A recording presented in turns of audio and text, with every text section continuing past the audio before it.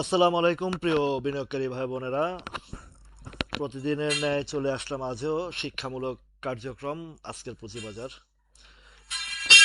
এই আলোচনায় এই কার্যক্রমে কাউকে কোনো বাই সেলের নির্দেশনা দেওয়া হয় না, কোনো ম্যানিপুলেশনের জায়গা না এটা। এখানে শুধুমাত্র শিক্ষা কার্যক্রম চালানো হয়। এই শিক্ষা কার্যক্রম থেকেই আমাদের আহ, বাজারের বিনিয়োগ ব্যবস্থা, স্টক বাছাই এবং পুঁজি সুরক্ষার জায়গা থেকেই কার্যক্রমগুলো পরিচালনা করা হয়। ওয়ালাইকুম আসসালাম। কেমন আছেন আপনারা সবাই?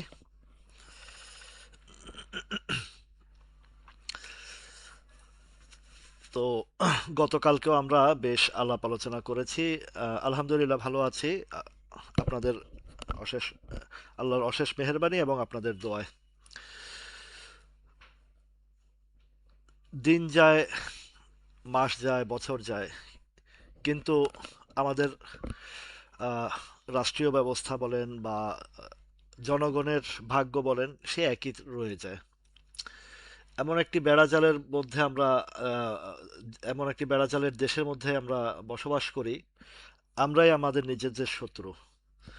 ন্যায় ন্যায়ের পক্ষে এবং অন্যায়ের বিরুদ্ধে কোনো প্রতিবাদ করতে গেলেই আহ, বিভিন্ন জনের বিভিন্ন মতাদর্শী দেখা যায়। মতাদর্শী হলে এক কথা, কিন্তু আক্রমণাত্মক যে কথাবার্তা বা কমেন্ট আসে, আমরা এই জায়গা থেকে কবে বের হব?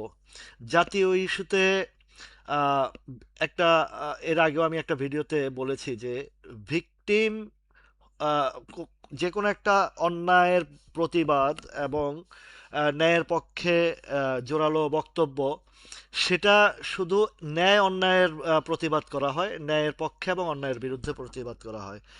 যারা ভিকটিম, তাদের নামটা চলে আসে ভিকটিম হওয়ার কারণেই, কিন্তু যখনই ভিকটিমের নাম চলে আসে, তার বিরুদ্ধে অনেক রকম কুৎসা রচনা করা হয়। কিন্তু প্রকৃত আহ, পক্ষে আমরা যারা দেশপ্রেমের বিশ্বাসী, দেশ ও জনগণ এবং একে অপরের প্রতি আহ, মায়া মমতা ভালোবাসা থেকে ভালো মানুষের পক্ষে কথা বলি আমরা, সে দলমত নির্বিশেষে যেই হোক, তার পক্ষে আমরা কথা বলি, ভিকটিমের পক্ষে কথা বলি।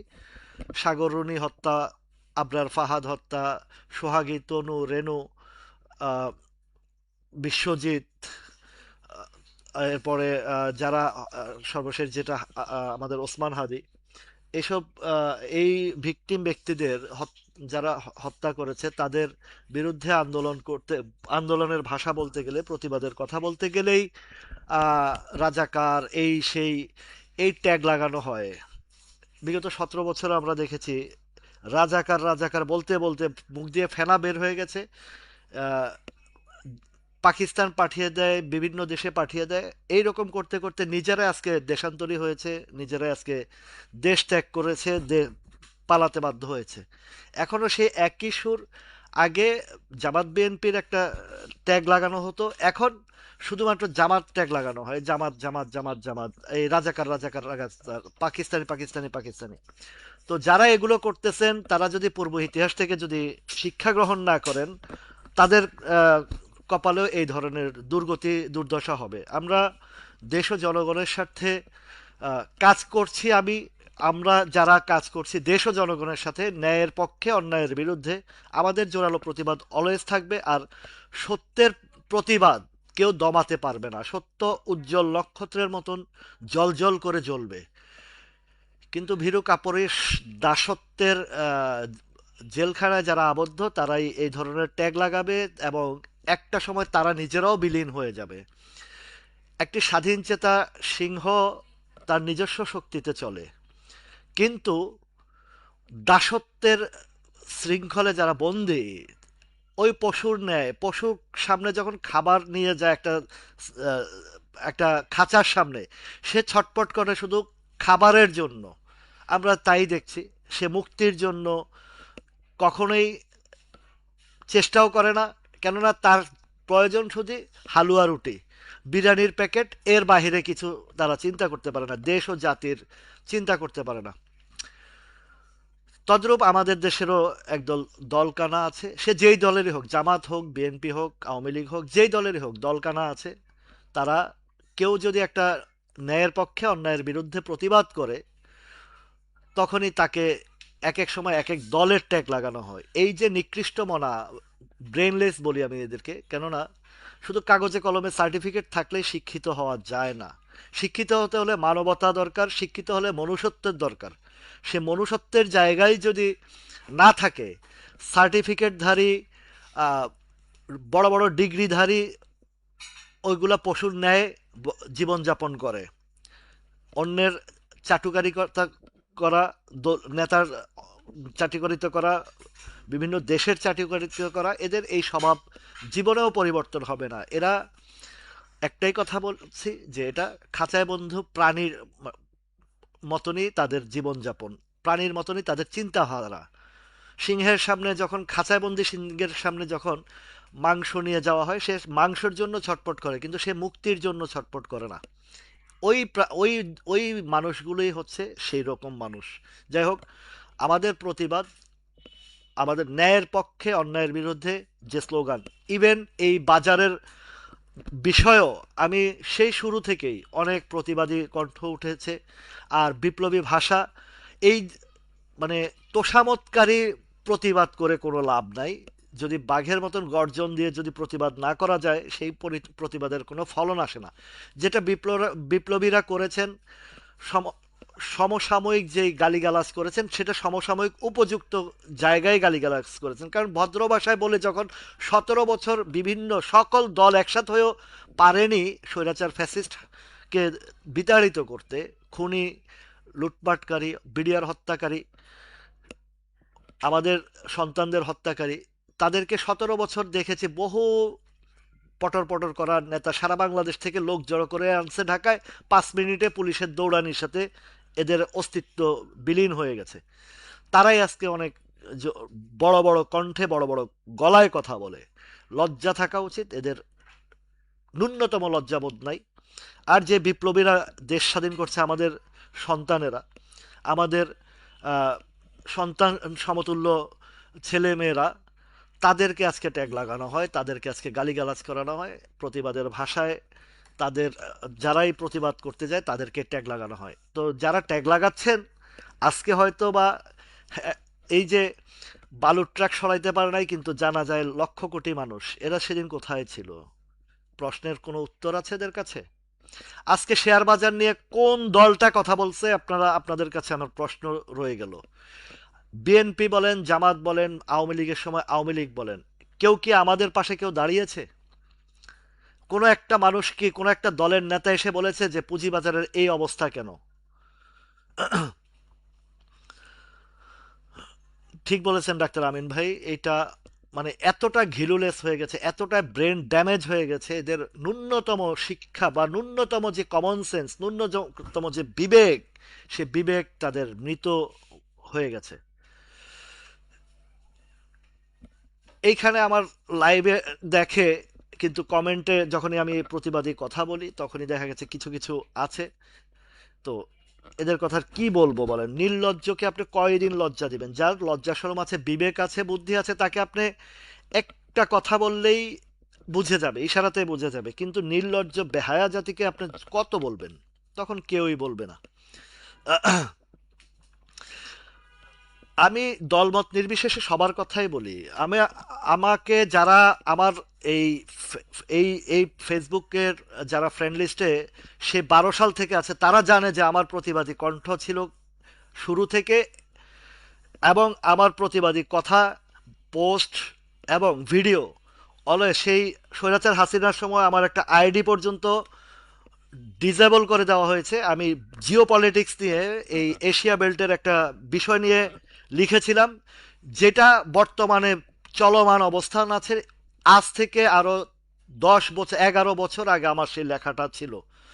এবং সেটা শুধু আমাদের দেশ নিয়ে নয়, এই পুরো এশিয়া বেল্ট। এবং সেটা ছিল সেই 2000 সালের টুইন টাওয়ার হামলা থেকে যে ঘটনাগুলো ঘটছে এবং ঘটবে, সেই ইতিহাস আমি জিও পলিটিক্যাল একটা লেখা লিখেছিলাম, একটা আর্টিকেল লিখেছিলাম। সেই আর্টিকেলের ফলশ্রুতিতে অনেক হুমকি দমকিও এসেছে, এবং তখনকার সময় তখনকার ডিবি থেকেও আমাকে আমার পরিচিত বা আমার খুব ভালোবাসেন যারা যারা আসলে আহ, চাকরি করেন, সরকারি চাকরি করেন, কিন্তু ন্যায় অন্যায় সবকিছু বুঝেন, হয়তো চাকরির জন্য চাকরির সুবাদে আমাকে তারা কিছু বলতে পারেননি, আমাকে পার্সোনালিও বলেছেন, ভাই আপনি এভাবে লেখালেখি করবেন না, কারণ এটা গভর্নমেন্টের এগেনিস্টে যাচ্ছে, বা প্রিভিয়াস যে স্বৈরাচার ছিল তাদের এগেনিস্টে জানে, আমরাও জানি যে এটা অন্যায়, কিন্তু আমরা তো আসলে কিছু করতে পারি না, আমরা চাকরির সুবাদে বা গভর্নমেন্টের দায়বদ্ধতার কারণে আমরা বলতে পারিনি।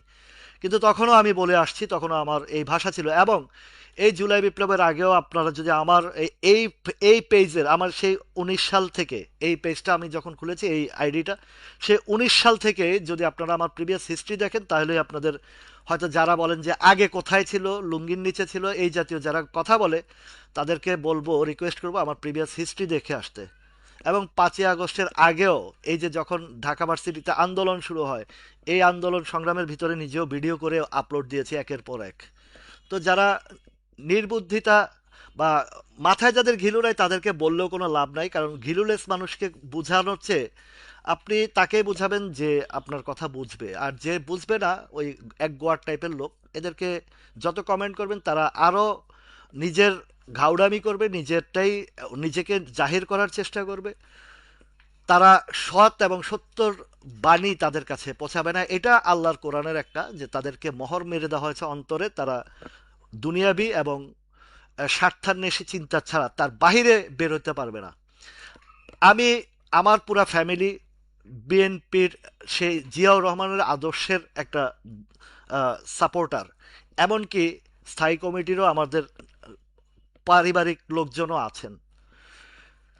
তো আমি বেগম খালেদা জিয়া এবং জিয়াউর রহমানকে অত্যন্ত শ্রদ্ধা এবং সম্মান করি, এবং বেগম শহীদ প্রেসিডেন্ট জিয়াউর রহমান যেমন দেশপ্রেমিক একজন দেশনায়ক ছিলেন, এটা অনস্বীকার্য, এতে কারো কোনো দ্বিমত থাকার কথা না, তেমনি বেগম খালেদা জিয়ার যে দেশপ্রেম, আত্মত্যাগ এবং আপসহীন নেত্রী, তার সম্মান বাংলাদেশের রাজনীতির ইতিহাসে, শুধু বাংলাদেশ নয়, সারা বিশ্বের রাজনীতির ইতিহাসে একটা সর্বোচ্চ পর্যায়ের সম্মানিত ব্যক্তি তিনি। তাকে আমরা গভীর শ্রদ্ধা করি এবং ভালোবাসি, কেননা তিনিও ন্যায়পরায়ণ ছিলেন এবং ন্যায়ের পক্ষে কথা বলতেন। তার ভিডিওতেও নিজের দলের সমালোচনা করেছেন, নিজের দলের নেতাদের সমালোচনা করেছেন। তিনি বলেছেন যে এই রাজপথ ছাড়ি নাই, খালেদা জিয়ার ভয় নাই, এই ধরনের স্লোগান আমি শুনতে চাই না। আমার দলের নেতাদেরকেও বলছি, যখন রাজপথে থাকার প্রয়োজন ছিল আপনারা কেউ থাকেননি, এই বক্তব্যটা অবশ্যই আপনারা সবাই শুনেছেন। আমি আহ, দলমত নির্বিশেষে বলছি, যারাই গোপনে চুক্তি করুক, প্রকাশ্যে চুক্তি করুক, সে জামাত হোক, আওয়ামী লীগ তো চুক্তি করে একদম দেশ ছাড়া হয়েছে, তো যদি জামাত সেটাও করে, সেও একসময় বিলীন হয়ে যাবে, দেশ ছাড়া হয়ে যাবে। কারণ সত্য ন্যায় প্রতিষ্ঠায়, আপনারা যদি একটু জিও পলিটিক্সের দিকে খেয়াল করেন, মিশরের ব্রাদারহুড একসময় খুব শক্তিশালী ছিল, আজকে সেই এই ব্রাদারহুডও কিন্তু জামাতপন্থী একটা চেইন অফ পলিটিক্যাল পার্টি কিন্তু। মিজান ভাই, আপনি যদি জিও পলিটিক্স বুঝেন বা ইন্টারন্যাশনাল, অবশ্যই আপনি যেহেতু একজন লয়ার মানুষ, আপনি অবশ্যই এটা জানেন। তো এই জামাত বলেন আর যাই বলেন, ওই যদি দাসত্বের জায়গায় যায়, তাহলে সেই ব্রাদারহুডের মতন অবস্থা হবে, ইরাকের মতো অবস্থা হবে তাদের পরিণতি। এইটা হবেই। বিপ্লব যেই দেশে হয়, বিপ্লবী ইতিহাস যদি জানেন, বিপ্লব শুধু স্বাধীনতা অর্জন করলেই বিপ্লব হয় না, বিপ্লব জয়ী হলে বিপ্লব হয় না, বিপ্লব জয়ীর পরে যে আরেকটা বিপ্লব, সেটা যদি ধরে রাখতে পারে, তাহলে সেই আহ, এটা পুরো দেশ ও জাতির কপালে দুর্ভোগ ছাড়া আর কিছু হবে না। সুতরাং আমরা এই আজকের হাদির বিচার, সেই সাগরণীর বিচার, শুধু বিচার হয়নি বিধায় একের পর এক খুন হচ্ছে, এই জিনিসগুলো যদি আমাদের এই শিক্ষিত জাতি বলেন, পুরো জাতি বলেন, তাদের ঘিলুর ভিতরে যদি না ঢুকে, যে বিচারহীনতার যেই আহ, একটা রাষ্ট্রীয় ব্যবস্থা চলে আসছে, এটা থাকলে আজকে আপনি হয়তো খুশি আছেন, আপনার দল ক্ষমতা আছে বা আপনার পজিশন ভালো আছে, আপনার সন্তান যেদিন খুন হবে সেদিন আপনি এই কষ্ট, বেদনা, দুঃখ অনুভব করতে পারবেন, এর আগে না। তো এর আগে তারাই অনুভব করতে পারবে যাদের বিবেক আছে, যাদের অন্তরে মায়া মমতা, দেশের জন্য, দেশের মানুষের জন্য, হাদির মতো সন্তানের জন্য যাদের হৃদয় কাঁদে, তারাই এইগুলো অনুভব করতে পারবে। এছাড়া বারবার একই জিনিস আসবে, অমুকে গোপন চুক্তি করেছে, অমুকে এই করেছে, তমুকে এই, যে ব্লেম গেম দেওয়ার জায়গা থেকে আমাদের মস্তিষ্ক বের হতে পারে না। কেননা উই আর অল ব্রেনলেস। যারা এই ধরনের কমেন্ট করে বা যে এই ধরনের যারা বক্তব্য রাখেন, এই দোষারোপের জায়গা থেকে যদি আমরা দেশের ঐক্যর জায়গা যদি পৌঁছাইতে পারতাম। আজকে পুঁজিবাজার নিয়ে কেন এমন হচ্ছে? একটা গ্রুপ আছে পুঁজিবাজার ঐক্য, মানে পুঁজিবাজার বদমাইশ সংগঠন, এটাকে আমি নাম দিয়েছি, যারা আন্দোলনের নাম করে ওই একটা শ্রেণী গ্রুপের কিছু টাকা পায় আন্দোলনের নামে। আমাদের রাশেদ মাকসুদের বিচার চাই, অমুকের পদত্যাগ চাই, এই চাই সেই চাই। কিন্তু আজকে এই পুঁজিবাজার সংলগ্ন এই পর্যন্ত আন্দোলন করে কেউ কি একটা টাকা ক্ষতিপূরণ পেয়েছেন? পাননি। এর একটা প্রধান কারণ হচ্ছে আমাদের পুঁজিবাজারের বিনিয়োগ শিক্ষা ব্যবস্থা একটা ভঙ্গুর, এবং সরকারের পক্ষ থেকে বা পুঁজিবাজার সংস্থার পক্ষ থেকে একটা সঠিক, কোনোভাবে সঠিকভাবে এই শিক্ষা ব্যবস্থা আজ পর্যন্ত কেউ এই পুঁজিবাজারে দিতে পারেনি। সবাই ব্যর্থ হয়েছে, যার কারণে আজকে আপনার আমার পুঁজি হারিয়ে রাস্তায় চিল্লাচিল্লি করে, আন্দোলন করে এবং নীরবে নিবৃত্তে চোখের জল ফেলছি। কেউ কি অস্বীকার করতে পারবেন এই কথাটা আমার? কেউ যদি বলেন যে না আপনার ভুল বলছেন, তা আমি আমি এই লাইভ ছেড়ে দেব, এই কার্যক্রম ছেড়ে দেব। যদি কেউ ভুল প্রমাণ করতে পারেন। আজ পর্যন্ত কি কেউ পেরেছেন এইখানে আন্দোলন করে কিছু উপার্জন করতে? আজ পর্যন্ত পেরেছেন? কেন পারেননি?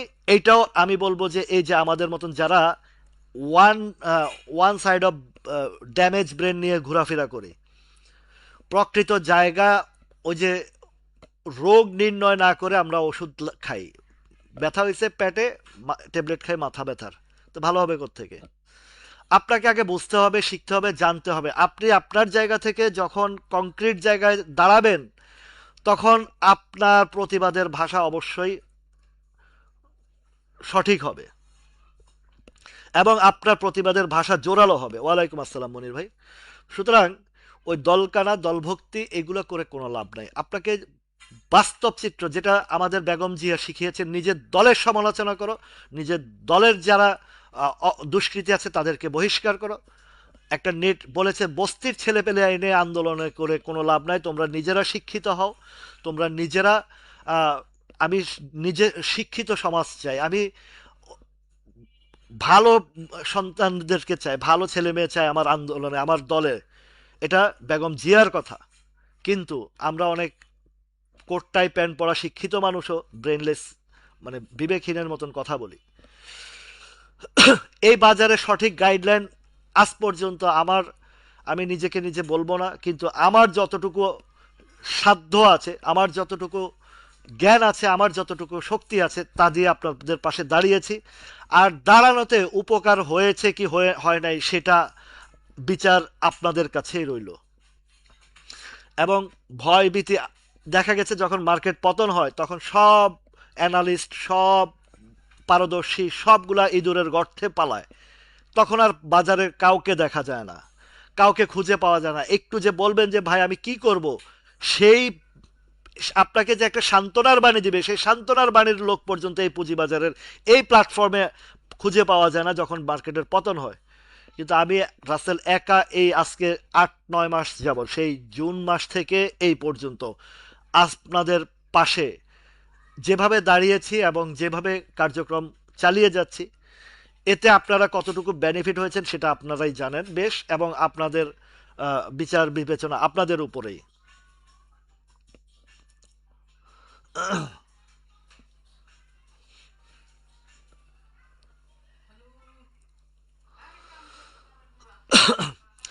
আমরা দেখেছি যে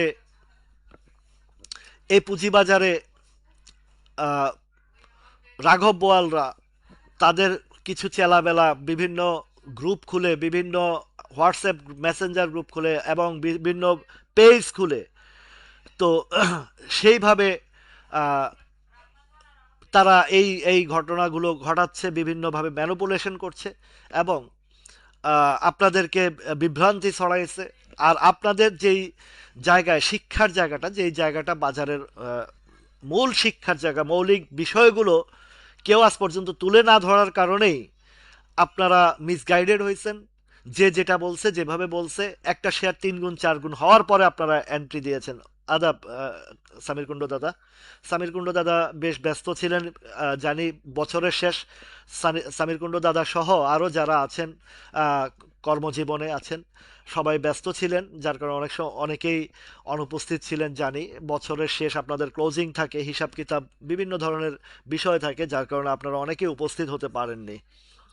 তো ইনশাল্লাহ আল্লাহ রহমতে এখন মোটামুটি একটা রিল্যাক্সে আসছেন অনেকেই। বাজারও নতুন বছর, আমরা দলমত নির্বিশেষে আমরা চাই আমাদের একটা শক্তিশালী পুঁজিবাজার হোক, আমরা চাই আমাদের এই পুঁজিবাজার ঘুরে দাঁড়াক, আমরা চাই আমাদের হারানো পুঁজি ফিরে পাই। তো এইভাবে যেন আমরা আহ, এইভাবে যেন আমরা এগিয়ে যেতে পারি, সেটা আহ, আমরা আমাদের জায়গা থেকে, এটা আমরা আমাদের জায়গা থেকে যদি সঠিক আহ, দিক নির্দেশনা পাই এবং একজন গাইড পাই, একটা গাইড পাই, সঠিক বিনিয়োগের একটা গাইড পাই, সেই জায়গা থেকেই আমি কাজ করে যাচ্ছি আপনাদের জন্য। এবং আল্লাহ রহমতে আপনারা যারা লাইভে আছেন এবং লাইভের বাইরেও পার্সোনালি যারা আমার সাথে আছেন, আলহামদুলিল্লাহ আমরা এই বাজারের বর্তমান পরিস্থিতিতেও লড়াই করে টিকে আছি, অনেক ভালো আছি আলহামদুলিল্লাহ। এটা সবাই আমরা বলি আলহামদুলিল্লাহ। যে কোনো ব্যবসা বলেন, যে কোনো জিনিস বলেন, আপনার সার্টিফিকেট, আপনি লেখাপড়া করলেন, মাস্টার্স ডিগ্রি পাশ করলেন, সেই সার্টিফিকেট নিয়ে কোনো একটা কোম্পানিতে চাকরির জন্য গেলেন, আপনাকে ধরেই সেই অবস্থায়, এটা সে অবস্থায় আপনার কোনো অভিজ্ঞতা নাই, কিন্তু আপনার সার্টিফিকেট আছে, সেই সার্টিফিকেটের কোনো ভ্যালু নাই যতক্ষণ পর্যন্ত না আপনার অভিজ্ঞতা অর্জন করেন, সেটা কোম্পানির চাকরি বলেন আর ব্যবসা বলেন, যা কিছু বলেন। তো আপনাকে সেই শিক্ষা, আপনাদেরকে সেই শিক্ষার জায়গায়, যেহেতু আমার এই আহ, বিগত 16-17 বছরের একটা লম্বা জার্নিতে যা কিছু শিক্ষা অর্জন করেছি, সেই শিক্ষাটাই আপনাদের মাঝে ছড়িয়ে দেওয়ার জন্য আমার এই প্রচেষ্টা। তো সেই শিক্ষার জায়গা থেকে আপনাদেরকে আমার যে যা কিছু শিখেছি, যা কিছু বুঝেছি, যা কিছু জেনেছি, এবং এই বাজারের কোথায় গন্ডগোল, কোথায় কি আছে, এইগুলো আপনাদেরকে শিখানোর জন্য, বোঝানোর জন্য, জানানোর জন্যই আমার এই প্রচেষ্টা। আর এই প্রচেষ্টায় যদি আপনারা উপকৃত হন, সেটাই আমি ধন্য। আমার কোনো হোয়াটসঅ্যাপ গ্রুপ নাই, মেসেঞ্জার গ্রুপ নাই। একটা মেসেঞ্জার গ্রুপ আছে, এটা পিকনিক পার্টিসিপেন্টের, সেখানে ওনারাই কথাবার্তা বলেন, আলোচনা করেন, সেখানে আমার হয়তো কোনো প্রোগ্রামের বিষয় থাকলে সেখানে কথা বলি, বা এতটুকুই। যেহেতু দীর্ঘ 8 মাসের, 8-9 মাসের একটা মায়া মমতা ভালোবাসা, একে অপরের প্রতি শ্রদ্ধা ভালোবাসার সৃষ্টি হয়েছে, যার কারণে আমি গ্রুপটা ছাড়তেও পারছি না। কেননা আমি কখনো কাউকে কোনো স্টকের বিষয় কেনা বেচার কথা বলি না, শুধু শিক্ষার জায়গায় রাখি। একটাই কারণ যে আপনারা শিখুন, আপনারা বুঝুন, আপনারা জেনে শুনেই আপনারা নিজের বাই সেলটা করে অন্তত কিছু উপার্জন করতে পারেন। আজকে আপনাদেরকে আরো কিছু টিপস দিব।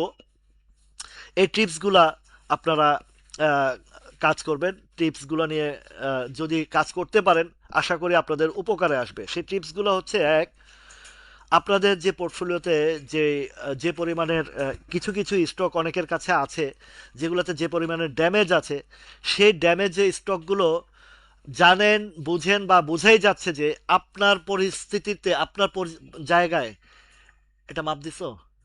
আচ্ছা, আপনাদের যেই যেই কস্টিং আছে, যেখানে কিনেছেন, সেই জায়গায় আহ, আগামী অন্তত 6 মাস, 1 বছর বা 2 বছরের মধ্যে যাওয়ার সম্ভাবনা নাই। খেয়াল করেন কথাগুলো। আপনাদের স্টকগুলো ওই যেইখানে কিনেছেন, এমন এমন জায়গায় ধরা খেয়ে আছেন, দীর্ঘ 3 বছর, 4 বছর, 5 বছর, 7 বছর ধরে পালতেছেন, কিন্তু ওই স্টকের কোনো ভবিষ্যৎ নাই। এই টিপসটা আপনাদের জন্য, যে যদি পারেন বুকে বল নিয়ে, চোখ কান খোলা রেখে স্টকগুলো সেল করে দিয়ে, আপনারা যদি বর্তমান যে বাজার যেদিকে যাচ্ছে, কিছু কিছু স্টকের কথা বলছি আমি, আপনারা দেখেছেন 10টি 11টি স্টক আছে দীর্ঘমেয়াদী, আরও অনেক স্টকই এরকম পাবেন সামনের দিকে। ওই স্টকগুলোতে যদি আপনার শেয়ার স্টকগুলো কনভার্ট করে ফেলুন, আপনারা যদি সেই স্টকগুলো কনভার্ট করে ফেলুন, আমার দৃঢ় বিশ্বাস আপনারা এখান থেকে আপনাদের পুঁজি ফিরে পাবেন। এটাই হচ্ছে এই বাজারের নিয়ম। আপনি পালতে পালতে পালতে পালতে 5, 7, 10 বছর আপনার চিন্তা, ডায়াবেটিক্স হয়ে গেছে, রোগ হয়ে গেছে, পরিবারের ক্ষতি হচ্ছে, আপনি কিছুই করতে পারছেন না। অনেক সময় আপনারা লস দিয়ে আরেকটাতে ঢুকেন না বুঝে, ওইটাতেও লস করেন। আবার অ্যাভারেজের একটা বাজে সিস্টেম আপনারা ফলো করেন। অ্যাভারেজেরও কিছু সিস্টেম আছে, সেই সিস্টেমগুলো আপনাদেরকে আমি শিখিয়েছি, জানিয়েছি, বুঝিয়েছি। তো সেইখান থেকে যদি আপনারা আহ, এই সিদ্ধান্ত উপনীত হতে পারেন যে না, এই এই স্টকগুলোর আপনাদের যাদের আছে আর কি, আপনারা বুঝবেন যে এই স্টকগুলোর ভবিষ্যৎ অন্ধকার। এগুলো দিয়ে আমার আরো 2, 4 বছরও আমার সেই কাঙ্ক্ষিত লক্ষ্যে পৌঁছাবে না। তো এইগুলো না ধরে রেখে বাজারে এই যে দেখেন, আমি সিরিয়াল বাই সিরিয়াল যতগুলো স্টকের আলোচনা করে আসছি শুরু থেকে, জুলাই আগস্টে আপনারা জানেন যে বাজারটা বেশ ভালো একটা রিদমে ছিল, তখন প্রত্যেকটা স্টক 3 দিন 4 দিনে প্রফিট করে গেছেন আপনারা অনেকেই। তো সেখান থেকে আপনারা বেশ ভালো প্রফিট করেছেন। বাজার যখন এই জায়গাটাতে যখন বারবার একই জায়গায় ধরে রেখে রেখে একটা সাইডওয়েজে প্লে করতেছিল, আমি সতর্ক করেছিলাম এবং লেনদেন কমার সাথে সাথে আপনাদেরকে সিগন্যাল দিয়েছিলাম।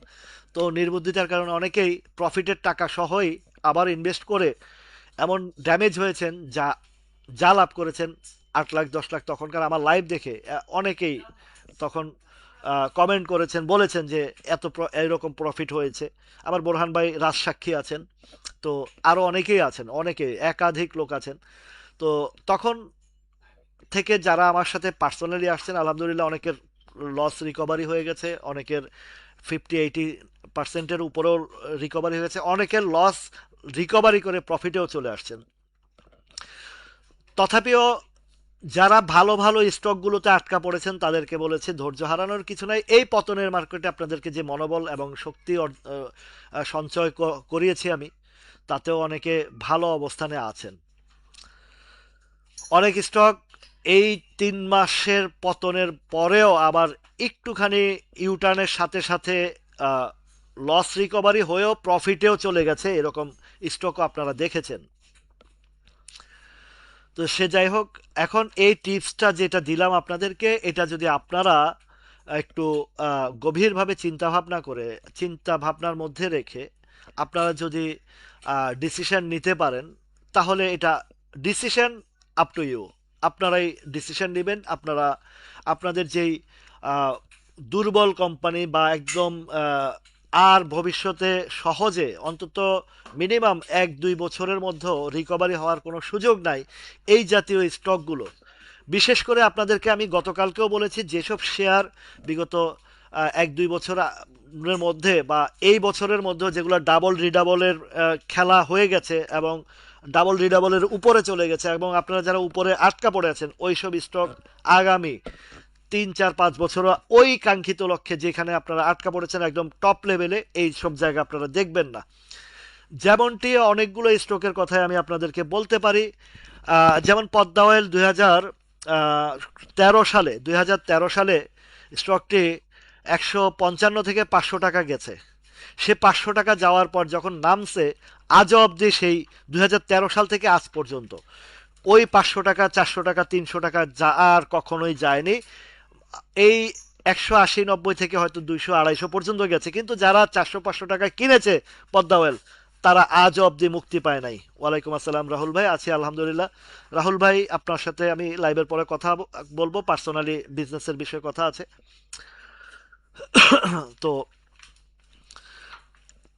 এমনকি দেখেন, এই যে বিকন ফার্মা 400 টাকা উঠাইছে আজ, আর কি আপনারা কি ভাবেন যে আগামী 10-15 বছরে বিকন ফার্মা আবারও 500 টাকায় যাবে? ইম্পসিবল বিষয়, ইম্পসিবল। 14 টাকার ঘরের শেয়ার বিকন ফার্মা, এই বিকন ফার্মা এখন তার নিম্ন গতি। খান ব্রাদার্স আপনাদেরকে বলে আসছি 130-140 টাকা থেকে, এই খান ব্রাদার্স এখন নিম্ন গতি। সিপাল 350 টাকা থেকে নামতে আছে, এই শেয়ারগুলো নিম্ন গতি। এবং উদীয়মান শেয়ারের কথা আমি আপনাদেরকে বলেছি, 10-11টা স্টকের কথা বলেছি। এর ভিতরে কিছু কিছু স্টক আপনারা নোট করে রাখেন, আগামী 6 মাস হোক 1 বছর হোক, এইখান থেকে সেই এই যে যাত্রা শুরু করেছে, বিশেষ করে এক নাম্বার ওয়ান আছে পেনিনসুলা আছে, নাম্বার টু আছে ইসলামী ফাইন্যান্স আছে, নাম্বার থ্রি আছে তাল্লু। এই শেয়ারগুলো উদীয়মান শেয়ার, এই শেয়ারগুলো উদীয়মান শেয়ার। আরেকটা আছে ইটিএল, আরেকটা আছে আইবিপি। এই উদীয়মান শেয়ারগুলো, এবং আরেকটা আছে বারাকা পাওয়ার। এই উদীয়মান শেয়ারগুলো আপনারা নোট করে রাখেন, আগামী 6 মাস হোক 1 বছর হোক, এখান থেকে আস্তে আস্তে উপরের দিকে যাবে, উপরের দিকে যাবে। এগুলোর ব্যাক গিয়ারের হিস্ট্রি আর হবে না। এই উদীয়মান শেয়ারে যারা থাকবেন বাই সেলের মধ্যে থাকবেন, সাপোর্টে কিনবেন, সাপ্লাইতে বেচবেন, আবার সাপ্লাই পার করে যখন সাপোর্ট তৈরি হবে সাপোর্টে আবার ওইখানে কিনবেন, আবার নেক্সট সাপ্লাইতে বিক্রি করবেন। এইভাবে বিক্রি বেচা কিনার মধ্যে থাকেন, দেখেন আপনার পোর্টফোলিওর কি অবস্থা হয় এবং লস রিকভারি হয় কিনা।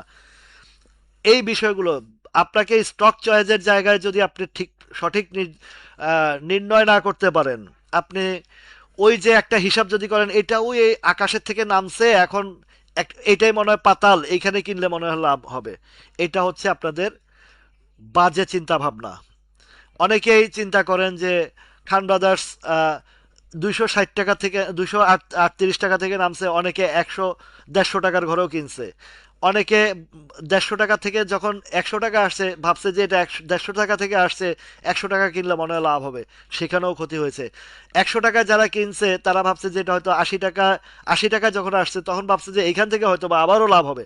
কিন্তু দেখেন আপনাদের রং কনসেপশনের কারণে আপনারা আপনাদের এই পুঁজিগুলো যারা এই জাতীয় শেয়ারগুলোতে কিনছেন, টিআইএলআইএল 95 টাকা পর্যন্ত উঠাইছে, 90 টাকা পর্যন্ত উঠাইছে। যারা 90, 95, 85 লেভেলে কিনছেন তারা ভাবছেন যে এটা 60-এ আসছে, এখান থেকে হয়তো বা ওই যে আপনারা যখনই দেখছেন যে একটু ইউটার্ন নিচ্ছে তখন ভাবছেন যে এটা মনে হয় অনেক কিছু হবে। তো এই যে ভুল কনসেপশনের মধ্যে আপনারা যখন পড়ে আছেন, রয়েছেন, এখান থেকে না বেরোতে পারলে আপনারা উদীয়মান শেয়ারের কথা চিন্তা করেন। যে শেয়ারগুলো দীর্ঘদিন যাবৎ বটমে পড়ে আছে, তার ফান্ডামেন্টাল হয়তো পারিপার্শ্বিক অবস্থার কারণে খারাপ আছে, কিন্তু ফিউচারে অনেক ব্রাইট আছে। যেমন আপনাদেরকে যেই শেয়ারগুলো আমি নজরে এনেছি সেই শেয়ারগুলোর কথা বলেছি, সেখান থেকে কোথায় কোথায় চলে যাচ্ছে দেখেন চোখের সামনে দিয়ে।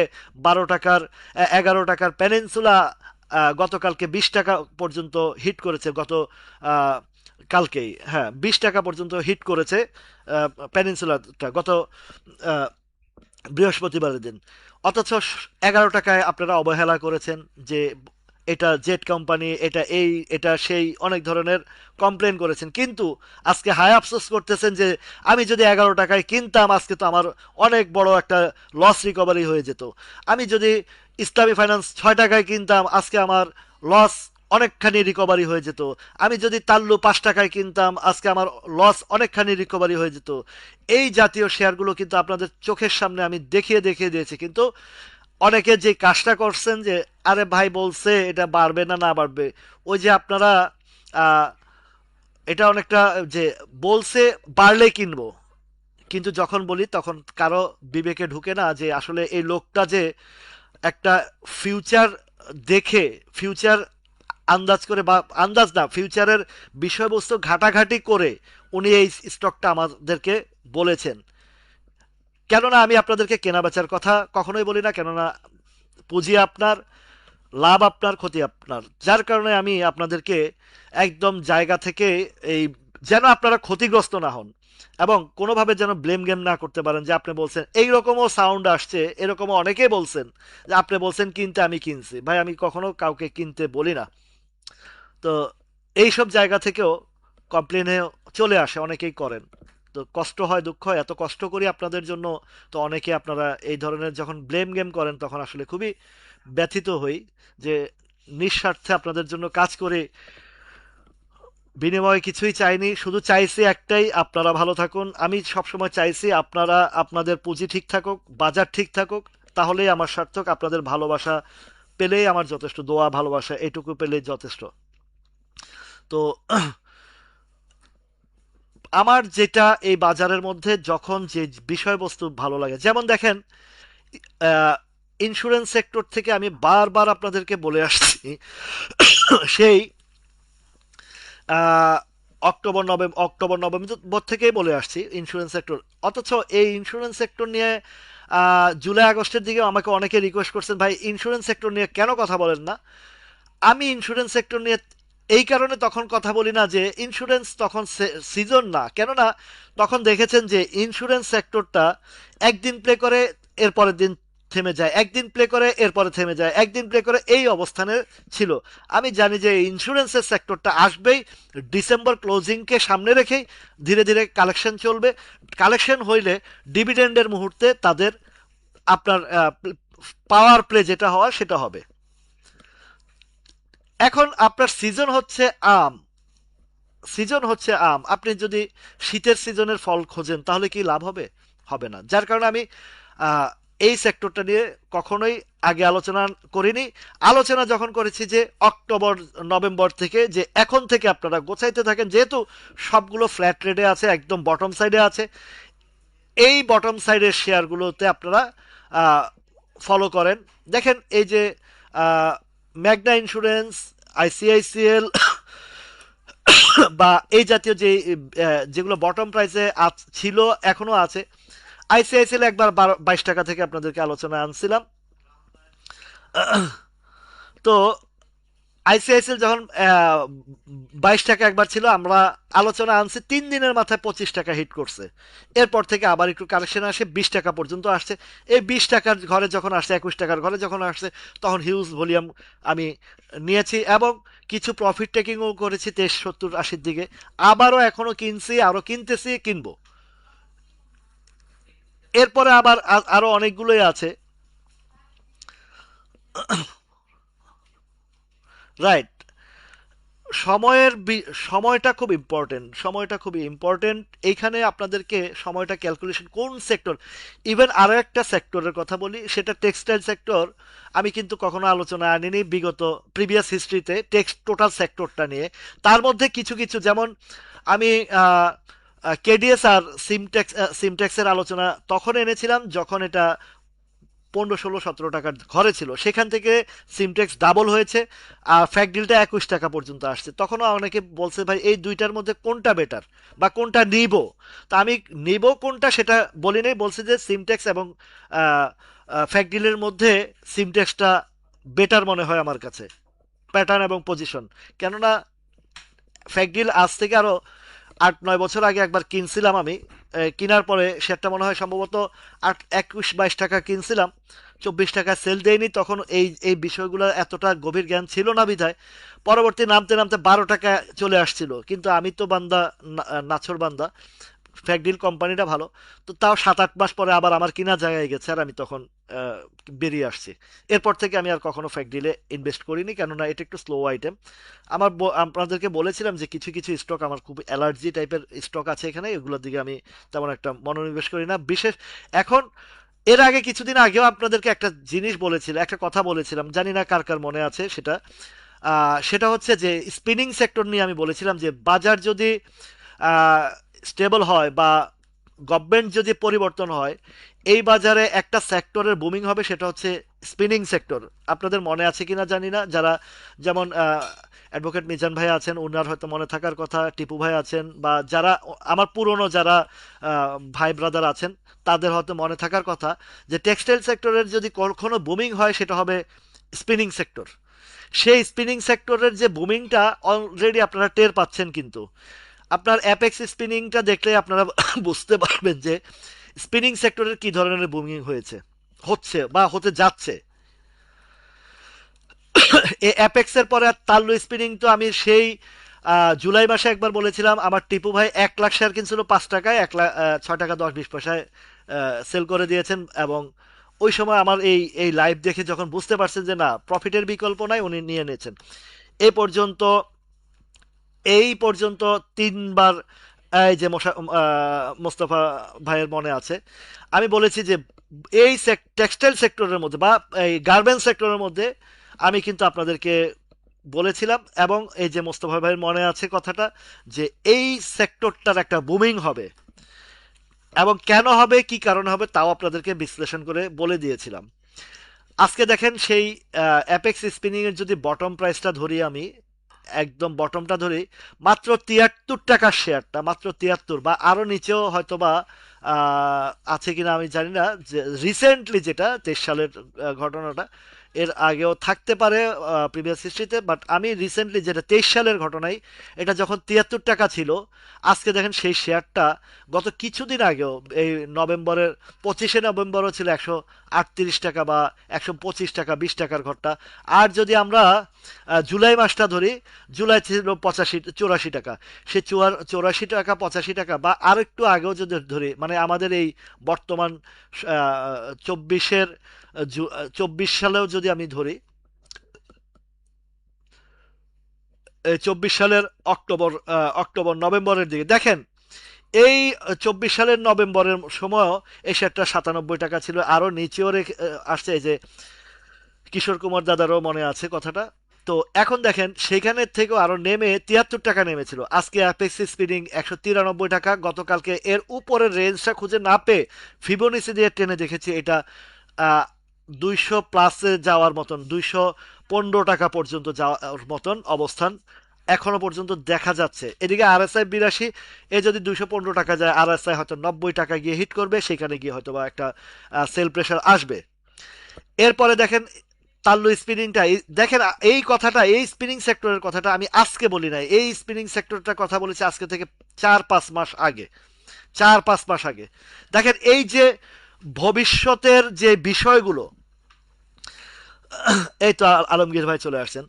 তো ভবিষ্যতের যে বিষয়গুলো আপনাদেরকে আমি বলি, হয়তো এখন এই এই বাজারের একটা দেখেছি, শুধু আপনাদেরকে দোষারোপ করে লাভ নাই বা আপনাদেরকে বলে লাভ নাই। আমার এই লাইভের আগেও যখন এলাকা ভিত্তিক আমি অনেকের পোর্টফোলিও ম্যানেজমেন্ট করতাম, যে এই শেয়ারটা এখানে থেকে এইখানে যাবে, কিন্তু কিনার টাইমে বিশ্বাস করে না। এই যে বিছাচারি আমি 13-14 টাকার ঘরে হিউজ কোয়ান্টিটি লোড নিয়েছিলাম। বাট ওই আমার এলাকা ভিত্তিক যারা আছে, এগুলো দুর্বল হার্টের মানুষ, দুর্বল চিন্তাধারার মানুষ এবং নেগেটিভ চিন্তাধারার মানুষ, তারা কিন্তু এই এসপিসির বিছাচারে একটা করে 1,18,000 কিনেছিলাম ওই সময়টাতে। তো তো ওই সময়টাতে যখন বিছাচারির কথা বললাম যে এটা ধাপে ধাপে 126 টাকা, দেখেন আমি এই বিছাচারির কথা বটম থাকতে আমি বলেছিলাম 126 টাকা যাবে। কেন? তার প্রিভিয়াস হিস্ট্রি, ইতিহাস ঘেটে, এবং তাদের তখন কৃষি ব্যাংকের বিশাল একটা লোন ছিল, দেনা ছিল।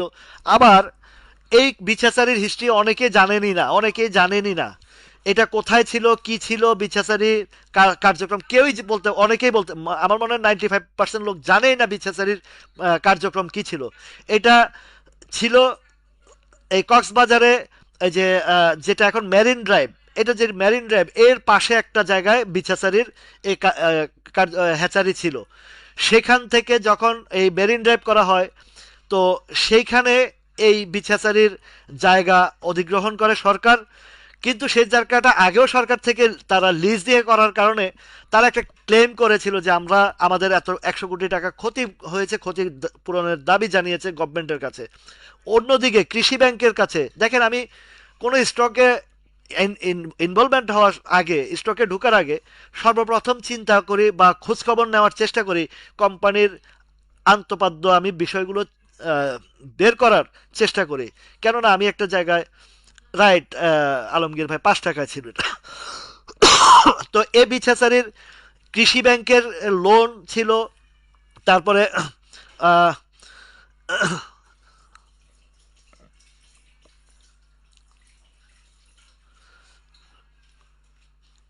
রাইট, এখন আল্লাহর রহমতে, হ্যাঁ, এখন আমার এখানে যারা আছেন আল্লাহর রহমতে আপনারা অনেকজনেই এ- এখন আর ওই নেতিবাচক এখানে নাই, কারণ আপনারা প্রিয় মানুষগুলো যারা বুঝে গেছেন এখানে আহ, আল্লাহর রহমতে নেতিবাচক লোক এখন খুবই কম পাওয়া যায়, খুবই কম। রাইট, রাইট, জুনায়েদ ভাই, এটা ছিল এটা শুরুর দিকে নেতিবাচক লোক ছিল। মাঝখান দিয়ে যখন ওই যে মলম পার্টিদের খানা বন্ধ হয়ে গেছে আমার এই লাইভের কারণে, এবং ফ্রড যারা আপনাদেরকে এত বছর ধোকা দিয়ে আসছে, তারাও অনেক শত্রুতা করেছে আমার ছবি দিয়ে পর্যন্ত। ওই যে উই ওয়ান্ট গেনার গ্রুপে ওই বাটপারেরা আমার ছবি দিয়েও পোস্ট করেছে। কিন্তু আল্লাহ রহমতে আপনারা ভাই ভাই বোনেরা যেভাবে তার এগেনিস্টে প্রতিবাদ করেছেন, আপনাদেরকে আমি কৃতজ্ঞতা ও ধন্যবাদ জানাই। আর সেইখানে আমিও তার এগেনিস্টে প্রতিবাদ করেছি। আহ, তারা ওই গ্রুপটাই এখন মানুষ সবাই বুঝে গেছে যে ওই গ্রুপটা একটা বাটপার গ্রুপ, উই ওয়ান্ট গেনার গ্রুপটা। তো এখান থেকে এখন আপনারা যে সচেতন হয়েছেন বা ওইখান থেকে যে আপনারা সরে আসতে পারছেন, এটাও আপনাদের জন্য অনেক ভালো কাজ করেছেন আপনারা। ওরা সবসময় চেষ্টা করে মানুষকে ম্যানিপুলেট করতে, সবসময় চেষ্টা করে ভয়ভীতি দেখাতে, বিভিন্ন ধরনের বাজে চিন্তা ভাবনা তাদের ভিতরে। তো এই বিছাচারের বিষয়টা আমি তখন আহ, একটা করে কিনছি। সময় লেগেছিল কেনার পরে 3 থেকে 4 মাস সময় লেগেছিল বিছাচারিটা। ওই একটা ছেলে, একটা ছোট ভাই, ওই ও অধৈর্য হয়ে শেয়ারটা যেদিন সেল করলো, 14 টাকা 20 পয়সা তার কিনা ছিল, 14.50-60-এ গেছে, তার সে 1,18,000 শেয়ার বিক্রি করে দিল। আমি বলছি যে তুমি এই বোকার মতন কাজ করেছো কেন? আমার সাথে বিজনেস করতো কিন্তু ধৈর্য রাখতে পারে নাই, অস্থির ছেলে।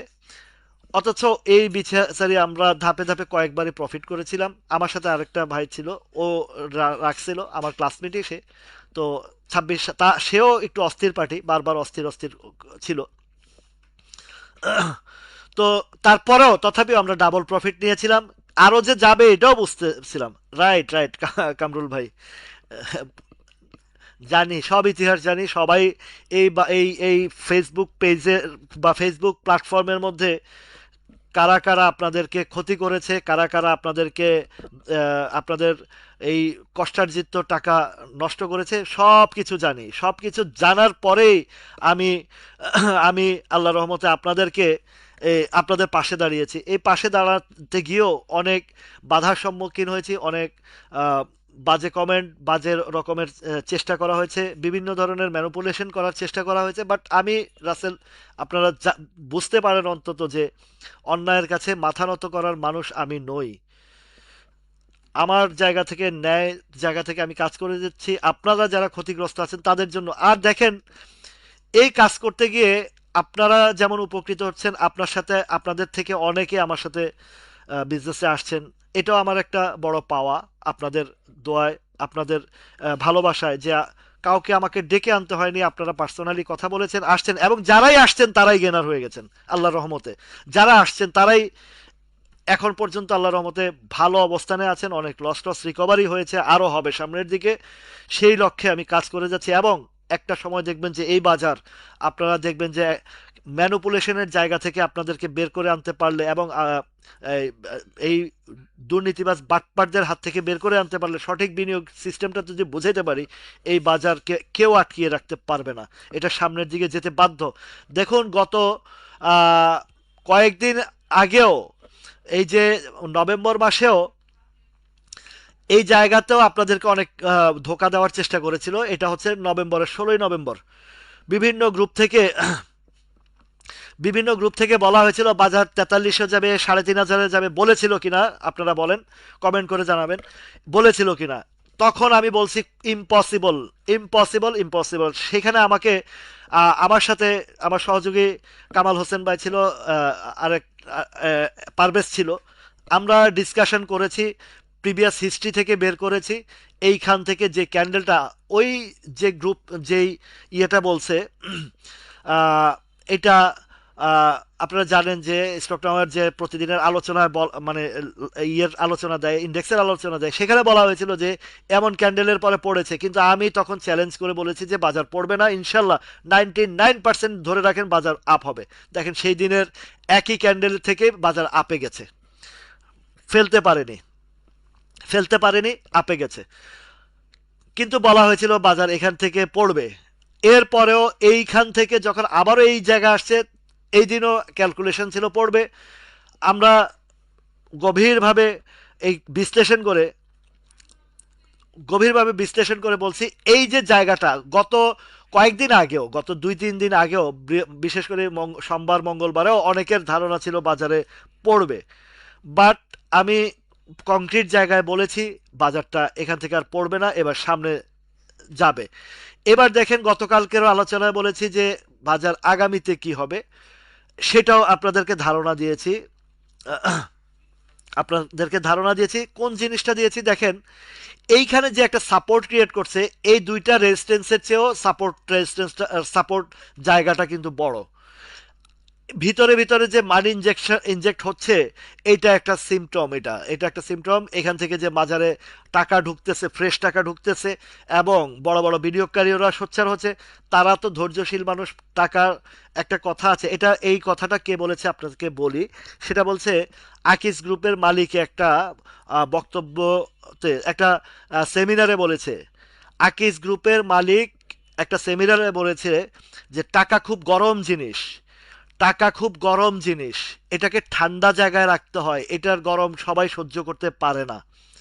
এইটা একটা বাস্তব সত্য কথা। টাকা খুব গরম জিনিস। আপনারা দেখবেন যে আমি দেখি আপনাদের মধ্যে 99% লোকের একটা আহ, অভ্যাস আছে, একটা শেয়ার স্টক বেচার পর পরে, লস হোক লাভ হোক, বেচার পর পরে অস্থির হয়ে যায়, কখন কিনবো কখন কিনবো। তখন বিবেক বিবেচনা করে না যে আমি কোথায় ইনভেস্ট করব, কোন শেয়ারে ইনভেস্ট করব, কি কিনা যায়, কোনটা কিনা যায়, এই নিউজের পিছনে দৌড়ায় দৌড়ায় এই জায়গাগুলোতে এই জায়গাগুলোতে আপনারা ইনভেস্ট করে বসে থাকেন। ধৈর্যর ন্যূনতম ধৈর্য আপনাদের ভিতরে, অনেকের ভিতরে নাই। যে আমি টাকাটা থাকুক, একটু আগে বুঝি, আগে কোন শেয়ারটা আমাকে বাছাই, সিলেক্ট স্টকটা বাছাই করি, কোন শেয়ারটাতে ঢুকলে আমার পুঁজিটা নিরাপদ থাকবে। সেই জিনিস থেকে আপনারা অনেকে আহ, চিন্তাও করেন না। শুধু ভাই কোনটা বাড়বে, হাউসে গেলে অমুকে বলে এটা কিনেন ওইটা কিনেন, এই যে এইটা কিনেন ওইটা কিনেনের ফাঁদে আপনারা পা দেন। সেই যে ইয়েতে পা দেন, তখনই গিয়ে আপনারা বিপদে পড়ে যান। না বুঝে না শুনে কোন রেঞ্জে কিনতে হবে, কোথায় কিনতে হবে, কোন স্টকে ঢুকলে আপনার যদি কমেও যায় আবার আপনি ব্যাক পাবেন, সেই জিনিসগুলো আপনাদের অনেকের ভিতরে এই ধৈর্যটা নাই।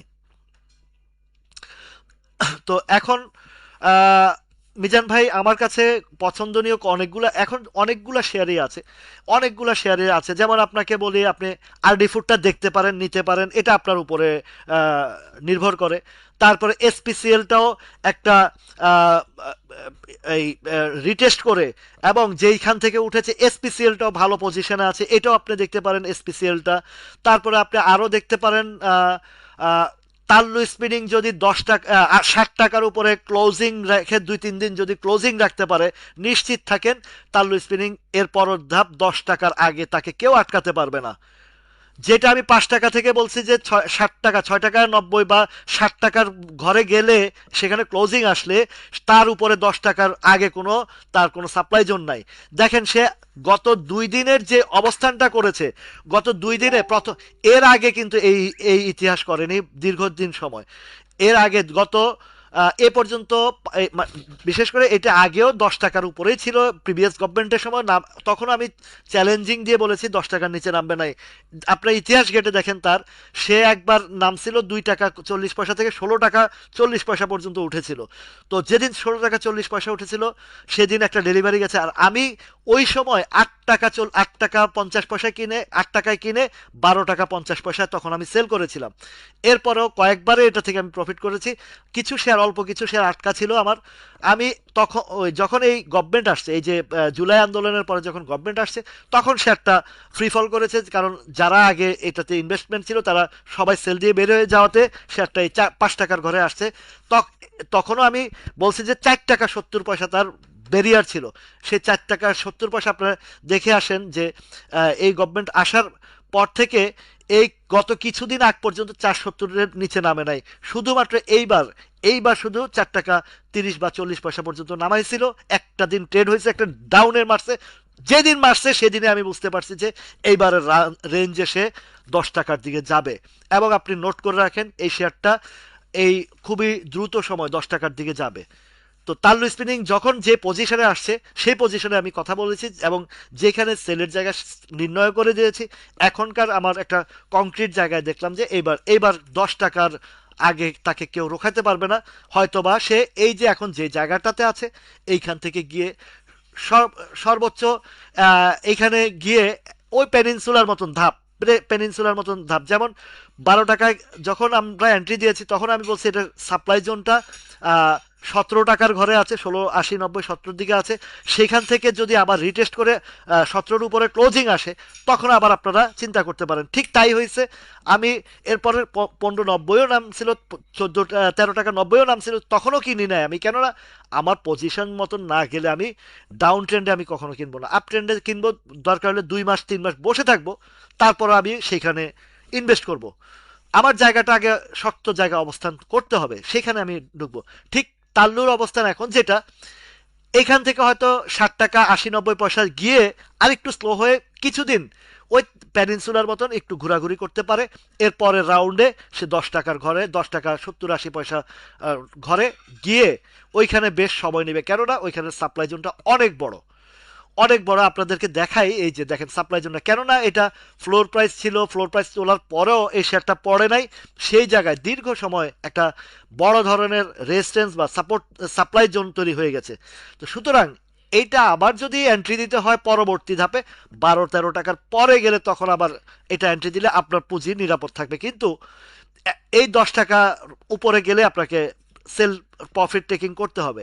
অনেকে এই জায়গায় প্রফিট টেকিং করেছেন, আবার নতুন করে এন্ট্রি দিয়েছেন, এখন আর আপনাদের ওই ভয়টা নাই যে এখান থেকে আর নামবে। হয়তোবা এটা 60 টাকার উপরে গিয়ে কিছুদিন ঘোরাঘুরি করবে, এরপরে প্যানিনসুলার মতন ঘোরাঘুরি করে আবার এটা উপরের দিকে যাবে, 10 টাকার উপরে গেলেই সেল আসবে। এবার দেখেন প্যানিনসুলাটাও সেম একই কাজের একই টাইপেই উঠতেছে। এগুলো হচ্ছে উদীয়মান শেয়ার, এই শেয়ারগুলোতে হচ্ছে উদীয়মান, এগুলোতে আপনারা ঘুরে ঘুরে যদি বাই সেল করেন আপনাদের লসের তো কিছু নাই। পেনিনসুলাটা দেখেন, এই যে পেনিনসুলা আমি 11-12 টাকা থেকে যখন সেই সেপ্টেম্বর মাসের শুরুতে যখন বাজার পড়ে, তখনই আপনাদেরকে ফলো আপে আনছি। আমি 2 মাস যাবত কালেকশন করেছি এই জায়গায়। কালেকশন করার পরে যখন 17 টাকার উপরে গেল, সেদিন আমি সেল দিলাম। দেওয়ার পরে অন্য স্টকগুলো আবার গেলাম, অন্য দিক থেকে প্রফিট করলাম। আবারও আমি যখন এই জায়গায় দেখলাম যে একটা কংক্রিট অবস্থায় দাঁড়িয়ে গেছে, তখন আমি এই যে 16 টাকা 70, 50, 80, 17, 17, 50 পর্যন্ত আমার বাই ছিল। এখনো পর্যন্ত এই জায়গাটা যেটা দেখছেন এখানে, এমন একটা, এটা একটা বড় ভলিউম না, এটা মিনিমাম মিনিমাম 20-25 লাখ শেয়ার যখন যেদিন ভলিউম হবে, সেদিন বুঝবেন যে হয়তো একটা সেল যাচ্ছে বা প্রফিট টেকিং হচ্ছে বা হ্যান্ড মানে হাত বদল হচ্ছে, এরকম কিছু আসবে। সেটা কোথায় আসবে এটাও আপনাদেরকে দেখিয়ে দিয়েছে, সেটা হচ্ছে 24-25 টাকার ঘরটাতে যাবে। ওয়ালাইকুম আসসালাম। তো 24-25 টাকার দিকে যাবে। এর আগে এমন একটা সাপ্লাই কিছুই নাই, এটা অন্তত 22, 23, 24-এর দিকে গেলেই সাপ্লাই আসবে। এই সাপ্লাইয়ের পরেও আমি বলছি আপনাদেরকে, এটাও নোট করে রাখেন, এই প্যানিনসুলা কোনো এক সময় 50 টাকাও দেখবেন আপনারা। এইগুলো হচ্ছে উদীয়মান, এক সময় হয়তো 50 না, এটা হয়তো বা সিপার্লের মতনও দেখবেন, কিন্তু আমি বলবো না যে ওই পর্যন্ত ধরে রাখেন। আপনারা এই যে সিস্টেম দেখাইছি, এই সিস্টেমের মধ্যেই বাই এবং সেলের মধ্যে থাকেন। সাপোর্টে সাপ্লাইতে যাবে বেচেন, সাপ্লাই পার করে সাপোর্ট তৈরি করবে, সেখানে আবার কিনেন, আবার নেক্সট সাপ্লাইতে যান, এইভাবেই তো কিনা বেচা করে থাকেন না আপনি। এটা 2 বছর যাবত এটাতে ট্রেড করেন, আপনার লস কিভাবে হয় দেখান তো আমার। এই শেয়ারটা একসময় হয়তো বা 150, 200 টাকা 300 টাকাও দেখতে পারেন, কেন? এর ভিতরের অনেক রহস্য আছে, অনেক ঘটনা আছে। নতুন পেনিনসুলা যখন ওপেন হবে, এটা আপনার কিনার মতন রেঞ্জও আপনারা পাবেন না। যেটা ঘটছিল সিপালের মধ্যে, সে কোথায় থেকে কোথায় মাত্র 18 টাকা থেকে 350 টাকা পর্যন্ত প্লে করছে সিপাল, আপনাদের মনে আছে নিশ্চিত, নিশ্চয়ই।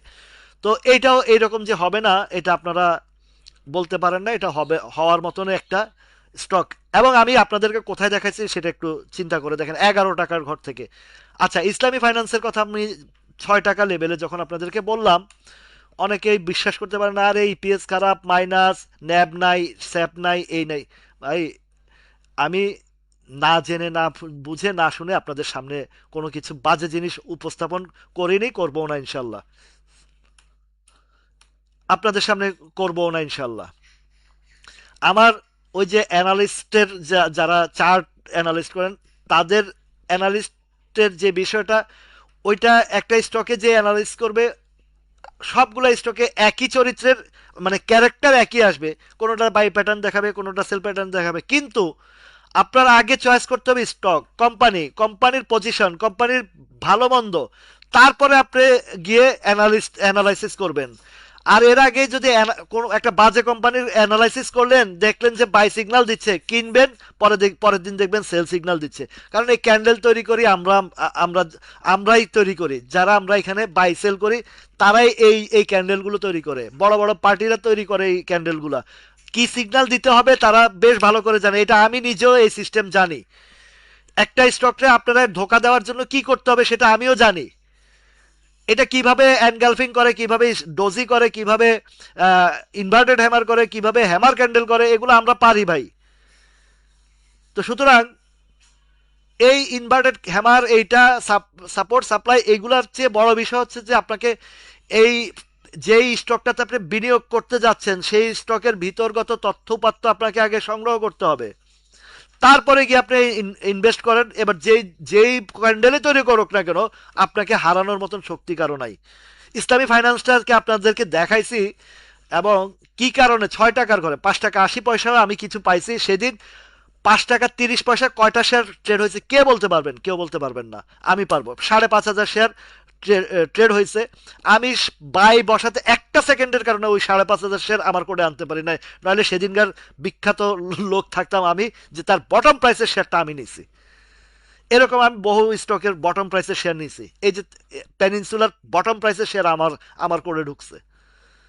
এবং টপ লেভেলের সেল, এই যে গতকালকে যে 20 টাকায় যে 54,000 শেয়ার সেল হয়েছে, তার মধ্যে 32,500 শেয়ার গেছে আমার। গতকালকের হল ট্রেড প্রাইসে যে শেয়ার গেছে 54,000-এর মধ্যে 32,500 শেয়ার আমার হাত থেকে বিক্রি হয়েছে। পেনিনসুলা এর আগে যখন 13 টাকা 14 17 টাকা 30 পয়সা হাইয়েস্ট যে জায়গায় সেল হয়েছে, সেটাও আমার শেয়ার সেল হয়েছে।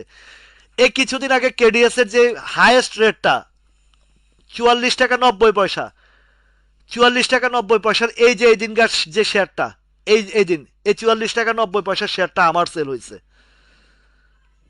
আমি ওই জায়গা থেকে বাই সেল, আমার কিছু আল্লাহর কুদরতি একটা জিনিস, আল্লাহর দান জিনিস, কোন রেটটাতে, এটা আমার যারা আমার সাথে পার্সোনাল বিজনেস করে তাদেরকে জিজ্ঞেস করলে পাবেন, যে আমি যেই জায়গার সেলের নির্দেশ মানে নির্ণয় করি এবং সেল বসাই, সেটা যাইতে বাধ্য,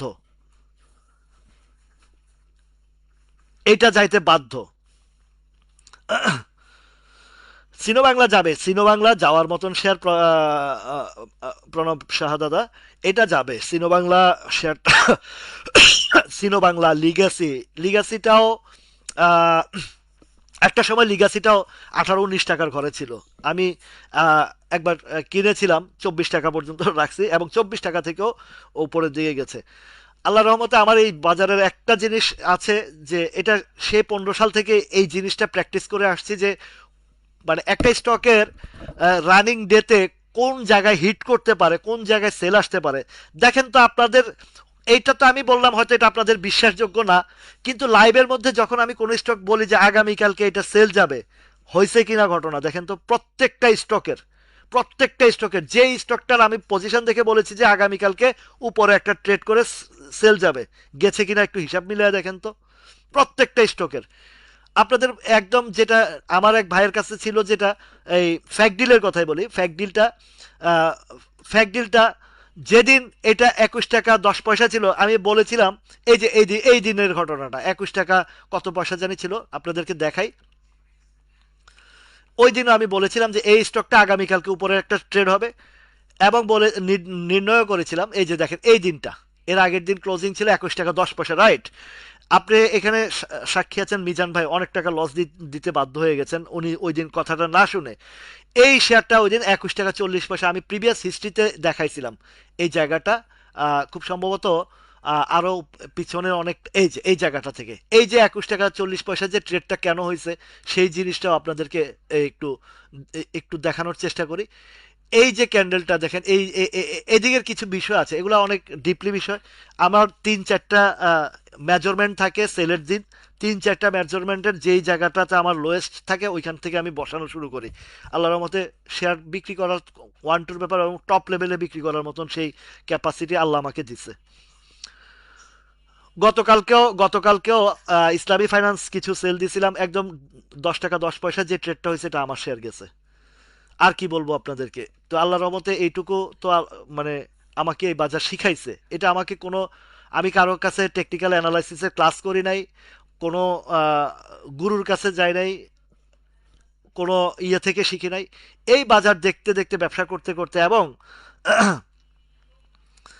আমার এই জায়গা অভিজ্ঞতা থেকে আমি এইগুলা অর্জন করেছি, সেই অভিজ্ঞতাটাই আপনাদের কাছে শেয়ার করি, আপনাদেরকে, আপনাদের উপকারার্থে, আপনাদের যেন কোনোভাবে কেউ মিসগাইডেড না করতে পারে। কারণ দেখি তো ভাই অনেকের আহাজারি কান্না কষ্ট, এগুলো দেখি, দেখার কারণেই মানে এই কষ্টগুলো থেকেই আহ, জানি না কে আমাকে কে কিভাবে নেন। আমি যেমন শক্ত মানুষ, রাগী মানুষ, দেখেন তার চেয়ে কয়েক হাজার গুণ এই নরম দিলের মানুষ আমি, কয়েক হাজার গুণ নরম দিলের দিলের মানুষ। এই ওসমান হাদির জন্য কোনো কথা বলতে গেলে আমার চোখ দিয়ে এখনো টট্টর করে পানি পড়ে। আমি ওই নরম দিলের মানুষ ভাই। আমি কোনো হার্ড মানুষ না, হয়তো অনেকের আহ, আমারকে কেউ একটু হার্ডলি কিছু বললে আমার খুব মাথায় ব্রেনে লাগে, বা অন্যায়ের পক্ষে কেউ কথা বললে আমার আহ, অন্যায়ের বিরুদ্ধে বা ন্যায়ের পক্ষে যখন আমি পোস্ট করি ওইখানে কেউ যদি বাজে কমেন্ট করে খুব লাগে আমার। কেননা আমি ভাই যেমন শক্ত মানুষ তার চেয়ে কয়েক হাজার গুণ নরম মানুষ। আমার চোখের সামনে কেউ ক্ষতিগ্রস্ত হোক, কেউ বিপদে পড়ুক, বা সে যেই হোক, ধনী গরিব আমার কাছে সবাই সমান। আমি ধনী গরিবের কোনো পার্থক্য বুঝি না। মানুষ সৃষ্টি, মানব সৃষ্টি, আল্লাহর সৃষ্টি। এখানে কিসের ধনী, কিসের গরিব, কিসের অহংকার, কিসের কি, চোখ বন্ধ করলে সব অহংকার শেষ। আপনারা জানেন যে যমুনা গ্রুপের মালিক, হাজার হাজার কোটি টাকার মালিক বাবুল সাহেব মৃত্যুর সময় বলছে যে আমার সব সম্পত্তি নিয়ে আমাকে একটু নিঃশ্বাস ফালানোর মতন অবস্থান করে দাও। তার মৃত্যুতে তার আত্মীয় স্বজন, তার নিজের সন্তান পরিবারও ছিল না পাশে। এরকম ইতিহাস কি জানবেন, কি বল জানতে চান বলতে পারবো আমি। আসেন এবার আপনাদের কিছু স্টকের বিষয়গুলো আলোচনা করি। আমার গুরুত্বপূর্ণ আলোচনাগুলো, বাজার আপনারা যেন বাজারটা বুঝতে পারেন, একদম পুঙ্খানুপুঙ্খভাবে বুঝতে পারেন, সেইখান থেকে আমি আপনাদেরকে এই বিষয়গুলো আহ, বলি আপনাদেরকে। তো কেডিএস এর কথা বলছেন, সাপোর্ট জোন আর সাপ্লাই জোন বলতেছেন এটার। এই দেখেন কেডিএস এর সাপোর্ট জোনটা এই 40 টাকা মোটামুটি একটা ফাউন্ডেশন করে ফেলছে, 40 টাকা ফাউন্ডেশন করে ফেলছে এই জায়গায়। এটার এই যে হিস্টোগ্রামের বার এবং পজিশন, প্যাটার্ন সব কিছু বাই মানে আপ ট্রেন্ডের আছে। এই দিক থেকে একটা জায়গা আছে, এই ধরেন আমি যদি প্রথম ধাপটা ধরি 43 টাকা 20 পয়সা, এই 43 টাকা 20 পয়সার পরের ধাপটা আছে যদি ধরি 46 টাকা, আর এটা যদি একবার 46-50-এর উপরে ক্লোজ আসে, এই শেয়ারটা ওই যে আগে সেই জুলাই আগস্ট মাসে আমরা যখন, মনে আছে টিপু ভাই আছেন এখানে বা যারা আছেন ওই সময় মনে আছে কি, এটা 39 টাকা 30-40 পয়সা আমার যখনই সিগন্যাল আসছিল, এই ঠিক এই দিনটাতে বলছি ভাই আগামীকালকে থেকে কেডিএস এর একটা ভালো রান আসবে। আমিও কিনছি, আপনারাও কিনছেন, ধাপে ধাপে ধাপে ধাপে আমি 47 টাকা বিক্রি করছি। বিক্রির পরে আবার যখন প্যাটার্ন তৈরি হয়েছে, এই 47-50-90 থেকে 48-49 পর্যন্ত কিনছি। আমার ম্যাচিউর ডেটে এই দিনটা হিট করছিল 53 টাকা 40 পয়সা পর্যন্ত। এই যে আমার আরেক রাজসাক্ষী টিপু ভাই আছেন, তারপরে পপিয়াপা আছেন। তো আমার এইখানে যাওয়ার পরের দিনে 8 তারিখেই এই বাজারটা পড়ে, দেখেন 10 তারিখে এখানে, এটা 9 তারিখে হিট করছে, 10 তারিখ থেকে বাজার মানে 8 তারিখ থেকে বাজার ডাউনে চলে আসছে। তখন ইনস্টিটিউট একযোগে সেল দেওয়াতে আর ধরে রাখতে পারে না, কিন্তু আমার টার্গেটটা ছিল যে পরের দিন এটা হয়তো 56-57 দিকে যাবে, প্রফিটটা নিব। আমাকে তখন টিপু ভাই বলতেছে ভাই সেল করবো কিনা, আমি ভাই রাখেন। কিন্তু আমার ওই শেয়ারগুলো আমি পরে অ্যাভারেজ করে কিছু রিলিজ হয়েছে, কিছু এখনো আছে। এগুলা এখন আমার সব 43-44 টাকার ঘরে কস্টিং চলে আসছে। একটা টান দিবে উঠে বের হয়ে আসতে পারবো আমি, কোনো সমস্যা, উইথ প্রফিট সহই বের হবে, উইথ প্রফিট। আপনাদের এই লাইভে বলবো আমি তখন যে আজকে আমি সেল দিচ্ছি কেডিএস। এই আপতা বটর ঘটনাও সেই রকমই বলছি, আপতা বটর ঘটনা নিয়েও সেদিন বলছি। আপতা বটরটা কিভাবে সেল করছি, কিভাবে 38 টাকা থেকে 34 টাকা পর্যন্ত আমার কিনা ছিল, 33 টাকা 90 পয়সাও কিনা ছিল, 30 টাকা নামছে, 28 টাকা নামছে, তাতে কি হয়েছে? আমি তো আমার জায়গা মতন সেই 39 টাকা যেদিন সেল দিছি সেদিনও আপনাদেরকে বলছি, এবং অনেকে বলছি, কিন্তু অনেকে ওই যে আরেকটু দেখি, আরেকটু, ওই যে যদি আরে একটু সময় পেতাম, আর একটু সময় দেওয়ার মতন মার্কেট এটা না। তো জি জি, এই যে মোস্তফা ভাই, তো এই জায়গাতে এই কেডিএসটা অনেকে আমার লাইফ থেকে কিনছেন, আমি বলছি ভাই ভয়ের কিছু নাই, রাখেন, আরে 1 মাস রাখেন, 2 মাস রাখেন, প্রয়োজনে অ্যাভারেজ করে নিচে নামায় আসেন। এসপিসিএলটাও সেম ঘটনা ঘটছে না? এসপিসিএল প্রথম প্রফিটে, প্রথমবার প্রফিট নিচ্ছি, পরে আবার আটকা পড়ছি না, তাতে কি হয়েছে? দ্বিতীয়বার তো 53 টাকা, আরো বড় ভলিউম করে 53 টাকা সেল দিছি। তো 53 সেল দেওয়ার পরও অনেকে বলছে ভাই এটা তো 55 গেছে, 56 গেছে। আমি কই যাক না রে ভাই, পারলে আপনি কিনেন। আমার 56, 55, 56-এর উপরে ক্লোজিংটা দিয়ে দেখাক, তারপরে আমি চিন্তা ভাবনা করব। হ্যাঁ হ্যাঁ, আইবিপি, জি ভাই, আইবিপি তো এজিএম এর কি কি হয়েছে না হয়েছে একটা পোস্ট দিছি, আইবিপির এজিএম এর ভিডিও সহ দিয়েছি। আইবিপি আমার কাছে নাই, কিন্তু আমি প্রেফার করি এই শেয়ারটা ভালো হবে, ঠিক আছে? আইবিপির প্রেফার করে ভালো হবে। তো আমি কিন্তু আইবিপির আহ, বাকি ভিডিওগুলো, ওই ভিডিও পোস্টের কমেন্ট বক্সে বাকি ভিডিওগুলো দিয়ে দিয়েছি। বারবার ধাপে ধাপে পোস্ট না করে একই পোস্টের মধ্যে কমেন্টের বক্সে বাকি ভিডিওগুলো দিয়েছি। আপনারা ওই ভিডিওগুলো আইবিপির যেই জেনারেল ম্যানেজার আছে বা যাদের বক্তব্য আছে, আপনারা শুনলে বুঝতে পারবেন আইবিপির কি পজিশন, কি অবস্থান, এটা ওইখানে ডিটেলস বলা আছে। ভালো হবে ইনশাল্লাহ। তো আহ, এবার আসেন কেডিএস এর পরে একটু আসি। আহ, মনোস্পুলটা ভালো হবে, মনোস্পুলটাও ভালো হবে। মনোস্পুলটার মাত্র রান শুরু হয়েছে, 112, 17-18 টাকা পার করলেই এটা 135 টাকা। 135 টাকা যাবে, এটাও নিশ্চিত থাকেন যে ইনশাল্লাহ 135 টাকাও যাবে। তো ওরিয়ন ফার্মার কথাটা বলি। ওরিয়ন ফার্মা জানেন যে কি ঝামেলা আছে। কোম্পানির মালিক তো পলাতক।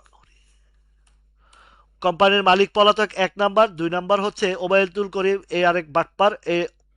আজকে যেটা আইসিবি ইসলামী ব্যাংক দেখেন, যারা জানেন না তাদেরকে বলছি, আইসিবি ইসলামী ব্যাংকটাই ছিল ওরিয়েন্টাল ব্যাংক। ওই ওরিয়েন্টাল ব্যাংকটারে লুটপাট করে Orion Pharma, Orion infusion, Beacon Pharma, এরা এই এই পয়সা বলা হয়েছে আপনার আমার টাকা বাইরা। তো এখন ওরিয়ন ইনফিউশন, ওরিয়ন ফার্মাটা জানেন যে এবার নো ডিভিডেন্ড দিছে, আরো বাটপারি করছে তারা। আরো বার, জি মোস্তফা ভাই, ওই কমেন্ট বক্সে দেখবেন আরো ভিডিও আছে, ওই কমেন্ট বক্সে আরো ভিডিও আছে, ওই কমেন্ট বক্স থেকে ভিডিওগুলো দেখে নেবেন। প্রয়োজনে আপনারা ডাউনলোড করেও দেখে নিতে পারেন। কমেন্ট বক্সে যে ভিডিওগুলো আছে ওইখানে ধাপে ধাপে 3-4টা ভিডিও আমি আপনাদেরকে দিচ্ছি। এটা আমাকে আমি জানতাম না এটা কোথায়। এই ইন্দো বাংলা ফার্মাটা হচ্ছে বরিশালে। তো বরিশালের এক ভাই আমাকে ফোন করে বলছে, রাসেল ভাই এটা তো আপনি লাইভে বলেন, আমি এজিএম এ অংশগ্রহণ করেছি, এজিএম থেকে আমি ওই বিষয় বস্তু জেনে তারপরে আপনাকে দিচ্ছি। উনি দিচ্ছেন, ভিডিও সহকারে দিচ্ছেন, আমি ভিডিও সহকারে আপনাদেরকে উপস্থাপন করে দিচ্ছি। সুতরাং আইবিপি ভালো হবে, এবং একটা সময় দেখবেন যে এইটা উদীয়মান শেয়ার, আইবিপিটাও উদীয়মান শেয়ার। আইবিপিটাও আপনারা আহ, উদীয়মান শেয়ার, ইটিএল উদীয়মান শেয়ার, এগুলোর দিকে থাকলে আপনাদের লস হবে না। সামনে হয়তো সময়ের সাপেক্ষে ঘুরে আসতে আসতে একটু সময় লাগবে। তো রানিং এর মধ্যে যেগুলো আছে মনে করেন, আহ,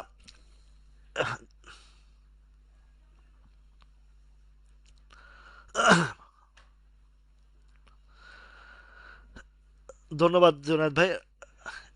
তো এই ওরিয়ন ফার্মাটা এই কারণে একটু আপনাদেরকে আমি অতটা প্রেফার করি না, কারণ এর ভিতরে তারপরে বাজার ঘুরলে অন্তত এখান থেকে 30 টাকা যাবে, এইটুকু বলতে পারি। যদি ইউটার্ন আসে 30 টাকা পর্যন্ত যেতে পারে। তবে এখনো বলছি যে 11টা স্টক আমি দীর্ঘমেয়াদী বলছি, প্রয়োজনে আমি সেই স্টকগুলোকে আবারও আপনাদেরকে ওই ইউটিউব থেকে শেয়ার দিয়ে দেবো আমার ফেসবুক আইডিতে। আপনারা প্রয়োজনে ওইখানেও দেখে নিতে পারেন, অথবা ইউটিউব থেকেও দেখে নিতে পারেন। যে 11টা আইটেম, এগুলো কিন্তু উদীয়মান শেয়ার, সামনে এগুলোতে আপনার বিনিয়োগে লস হবে না। তারেক, নাজিম ভাই, ব্যাট বিসি সম্পর্কে অনেক বিস্তারিত আলোচনা করেছি। এইসব শেয়ার থেকে আপনারা আপাতত, বিশেষ করে এই বড় বড় যেই শেয়ারগুলো, এগুলোতে একটু, হ্যাঁ এটা আমি সবসময় বলি, এগুলা কোম্পানির দিকে আপনারা যদি, এই টিপু ভাইরা আমি 43 টাকা ওনারই স্টপ লস দেওয়া হয়েছে, অনেক লস হয়েছে, কিন্তু স্টপ লস দিয়ে বাইর করে আনছি আমি টিপু ভাইরে, বলছি যে ভাই সেল দিয়ে দেন 43 টাকায়। সেল দিছে, আল্লাহর রহমতে বেঁচে গেছে। এই যে এই দিনটা, এটা সেপ্টেম্বর মাসের 2 তারিখের ঘটনা। আল্লাহর রহমতে উনি সেভ হয়ে গেছেন। তারপরে এমারেল্ড অয়েল 23 টাকা বেচছে, এখন মনে হয় 13 টাকা না 12 টাকায়। তারপরে এইরকম আহ, আরেকটা হচ্ছে, এটাকে,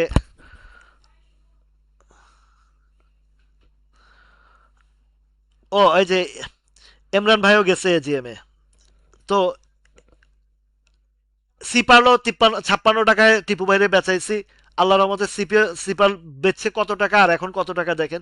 যতগুলো স্টক আমি, আমার সাথে অনেকে যখন ওই টাইমে বিজনেসে আসছেন, পোর্টফোলিও দেখছি যে ভবিষ্যৎ অন্ধকার, বলছে সব ইনস্ট্যান্ট সেল দিয়ে আসেন। এগুলো কোনো ব্যাপার না, আল্লাহর রহমতে যেগুলো সেল দিয়ে আসছে ওই লস রিকভারি হয়ে গেছে অনেকেরই। আরও হচ্ছে, এখন ধীরে ধীরে হবে আরও ইনশাল্লাহ। তো এখন যে শেয়ারগুলো আছে এগুলোতে কিনা বেচা থাকেন আগামীকালকের জন্য। যদি কেউ কিনতে চান, আপনারা আরডি ফুডটা দেখতে পারেন, এসপিসিএল দেখতে পারেন, কেডিএস দেখতে পারেন। এই আরডি ফুডটা হয়তো আরো একদিন দুই দিন এখানে কেনার সুযোগ দিবে, কিন্তু এসপিসিএল আর কেডিএসটা খুব রানের মধ্যে আছে, এগুলা খুব দ্রুত প্রফিটের জন্য এই দুটো আছে। আর এখন ইসলামী ফাইন্যান্সটা, ইসলামী ফাইন্যান্সটা জানেন যে আপনাদের আপনাদের যে বিষয়টা আছে, ইসলামী ফাইন্যান্সটা 11 টাকা 12 টাকার দিকে সাপ্লাই। এই মুহূর্তে ইসলামী ফাইন্যান্সটা ম্যাচিউর ডেট বা হিসাব করে বুঝে একটু এন্ট্রি দেওয়াটাই উত্তম হবে। কেননা 6 টাকা থেকে 10 টাকায় গেছে, হয়তো বা আগামীকালকে এটা যদি 10-এর উপরে যায়, দেখেন এই সাপ্লাই জোনটা মানে অলরেডি কভার আপ করে ফেলছে। তো এখন যদি যায় 10 টাকা 90 11 টাকার দিকে একটা সাপ্লাই আছে 11 পর্যন্ত। তো এই মুহূর্তে আপনি কিনে ম্যাচিউর ডেট পাবেন কিনা এটা একটা বিষয়, ম্যাচিউর ডেট পাবেন কিনা একটা বিষয়। আরেকটা পজিটিভ কথা বলি, যেহেতু এটা ডিসেম্বর ক্লোজিং, এই ফেব্রুয়ারি মার্চের দিকে এটার ঘোষণা চলে আসবে। তো ঘোষণা যদি দ্রুত আসে তাহলে আহ, এটাও একটা বিষয় আছে, এটা প্লাস আরো উপরেও চলে যেতে পারে। আর এবার ডিভিডেন্ড যে দিবে এই ধরনের একটা পজিশন দেখছি, যেহেতু বিশাল একটা রিকভারি দিয়ে সে মাত্র 86 পয়সা বা 87 পয়সা মাত্র মাইনাস আছে। ফাইনাল কোয়ার্টারে যদি এটা পজিটিভ আসে আর যদি ডিভিডেন্ড দেয়, তাহলে কিন্তু এই সেটা আরো দূর আরো উপরে যাবে। তো যেহেতু আমার সিস্টেম যেটা, সাপ্লাই জোনে গেলে সেল, সাপ্লাই জোনে গেলে সেল দিলে উপরে আবার যদি যায়, তখন পরেরটা পরে চিন্তা হবে, তখন পরেরটা পরে চিন্তা হবে। সুতরাং এখন এই মুহূর্তে হ্যাঁ, এই যে হাবুল মৃধা ভাই, আপনার বন্ধু হাফিজ সাহেব, এই হাফিজ সাহেব আমাকে দিয়েছিলেন। এই হাবুল মৃধা ভাইয়ের বন্ধু মানুষ, একই হাউজে ট্রেড করেন হাফিজ সাহেব, উনি আমাকে এই ভিডিওগুলো পাঠিয়েছেন এবং উনি আমাকে এই আইবিপি সম্পর্কে যা বলেছেন, এই সেম কথাগুলো কিন্তু আমি আরো 3 মাস আগে আপনাদেরকে বলেছি। এজিএম এ যে কথাগুলো বলেছে, শুধু আমি আফগানিস্তানের কথাটা জানতাম, এখন নতুন করে আবার তারা ভিয়েতনামের সাথে চুক্তি করেছে, কম্বোডিয়ার সাথে চুক্তি করেছে, আরো কোন কোন কোন রাষ্ট্রের সাথে চুক্তি করেছে তাদের মেডিসিন সাপ্লাইয়ের জন্য। তার মানে এটা একটা পজিশন, পজিটিভ সাইন। এমনকি এই শেয়ারটা 18-20 টাকার দিকে যাবে। তো এই ইসলামী ফাইন্যান্সটা এখন যেটা বলছি আপনাদেরকে, যেটা সাপ্লাই জোন খুব নিয়ারেস্ট জায়গায় এই মুহূর্তে, যারা গতকালকেও কিনেছেন তারাও ম্যাচুর ডেটে হয়তো বা 11 টাকার দিকে পাবেন। আবার এটা যদি 11 টাকা পার করে বা এখানে যদি আবার একটা দীর্ঘ সময় থাকে, তখন আবার এন্ট্রি দেওয়ার চিন্তা ভাবনা করতে পারবেন। সময় যেহেতু মানে খুবই সংক্ষিপ্ত, এই মুহূর্তে ইসলামী ফাইন্যান্সে বাই না দেওয়াটাই উচিত। যাদের আছে তারা সামনে প্রফিট নেবেন, এরপরে যে সিস্টেম অনুযায়ী প্রয়োজনে আবার যদি একটু 10 টাকা মানে একটু নিচে আসে, এখন যে জায়গা আছে এটা রান সামনের দিকে আছে, আশা করছি পজিশন অবস্থান সব দিকে পজিটিভ, এটা এখন আর পিছনে আসবে না। তো যেহেতু ম্যাচিউর্ডের একটা হিসাব আছে, এটা সম্ভবত 11, এই টানে 11 11:30 বা এই দিকে যেতে পারে, এখানে আপনারা সেল দিয়ে প্রফিট টেকিং করবেন। পরবর্তীতে যদি আবার কারেকশনে আসে, একটু সময় নেয়, সেটা পরবর্তীটা চিন্তা করা যাবে, অন্য দিক থেকে আপনারা দেখে আসতে পারবেন। আচ্ছা, কনফিডেন্স সিমেন্টটা বলতেছি আপনাদেরকে, কনফিডেন্স এবং এওএল নোট করে রাখেন, কনফিডেন্স সিমেন্ট আর এওএল এটা একই মালিক। এই কনফিডেন্স সিমেন্টের মালিক কিন্তু এবার ইলেকশন করবে, আপনারা জানেন কিনা জানি না, চট্টগ্রামের নামও অনেকেই জানেন। এই কনফিডেন্স সিমেন্টটাও মোটামুটি ভালো অবস্থান, এবং এই যে সিগনাল, এই যে সিগনাল বাই সিগনাল দিচ্ছে। এওএলটারও ওই যে ডিভিডেন্ড ডিসবার্সমেন্টের একটা মামলা রয়েছে আদালতে, এটা ইচ্ছাকৃত ঝুলিয়ে রাখছে, কালেকশনের বিষয়ে চিন্তা ভাবনা আছে, ওগুলো অনেক লেন্দি প্রসেসের বিষয় আছে, তবে ঘনিয়ে আসছে। এটা ইলেকশন তো হবেই। তো এইখানে এটা এই যে 64-65 টাকার ঘরটাতে খুব দ্রুত সময়ে চলে যাবে। এটা একটা সাপ্লাই জোন এখানে আছে 52 টাকার ঘরে। তো 52 টাকাটা ক্রস করে ফেলবে, এটা হয়তো আপনাকে আরেকটু সময় দিতে হবে। এখন বাজার ইউটার্ন আসলে এগুলা কোনো ব্যাপার না, এগুলো চলে যাবে, ধাপে ধাপে চলে যাবে। সোনার বাংলা ইন্স্যুরেন্সের কথা একই হিস্ট্রি, একই বিষয়। এই মুহূর্তে কারো ইন্স্যুরেন্স হাতছাড়া করাটা কোনোভাবেই উচিত হবে না। ওয়ালাইকুম আসসালাম আবু বকর ভাই, অনেক দেরিতে আসলেন। আজকে তো আর চাকরি টাকরি নাই, না বেড়াইতে গেছেন? তো সোনার বাংলা ইন্স্যুরেন্স বটমে আছে, একদম জায়গায় আছে। এগুলো তো কিনার জায়গা রে ভাই, এগুলা ইন্স্যুরেন্স। আপনার এশিয়া বলেন, ওই সোনার বাংলা বলেন, এগুলা কোনো সেলের জায়গা না, এগুলো সব বাইয়ের জায়গা। এখন আইসিআইসিএল বাইয়ের জায়গা, এগুলা সামনে এগুলা প্লে রোল আসবে। এবং আগামীকালকা থেকে, মানে আগামী রোববার থেকে দেখবেন যে ইন্স্যুরেন্সগুলার মোটামুটি একটা অবস্থানে যাওয়ার জন্য ফুল ফিল্ড রেডি হয়ে আছে। একটা আগে হবে, একটা পরে হবে, একটা আগে হবে, একটা পরে হবে, এইভাবে ঘুরে ঘুরে ঘুরে ঘুরে সব ইন্স্যুরেন্সগুলা 20, 30, 50, কোনোগুলা অনেক ভালো দেবে। তার মধ্যে একটা ভালো রানের শেয়ার দেখলাম ক্রিস্টাল ইন্স্যুরেন্সটা। আমার আফসোস লাগে, যখন 44 টাকায় ছিল ক্রিস্টাল ইন্স্যুরেন্সটা, আমার খুবই নজরে আসছিল, খুবই এই জায়গাটাতে আমার আহ, খুবই ইয়ে ছিল যে আহ, জাহিদ জাহিদ হাসান রাসেল আমার মিতা, আপনি বলছেন আমার পছন্দের কয়েকটা ইন্স্যুরেন্সের কথা বলতে। আমি বলি আপনাদেরকে, সবাই শুনেন। ইন্স্যুরেন্সের মধ্যে আইসিআইসিএল, কর্ণফুলী, প্যারামাউন্ট, ম্যাগনা ইন্স্যুরেন্স, তারপর হচ্ছে বিএনআইসিএল, তারপরে আপনার এই শেয়ারগুলো, এই যে কয়টা বললাম, চারটা বলছি, ম্যাগনা, প্যারামাউন্ট, আইসিআইসিএল, তারপরে হচ্ছে বিএনআইসিএল, তারপরে হচ্ছে আরেকটা আছে নর্দার্ন ইন্স্যুরেন্স।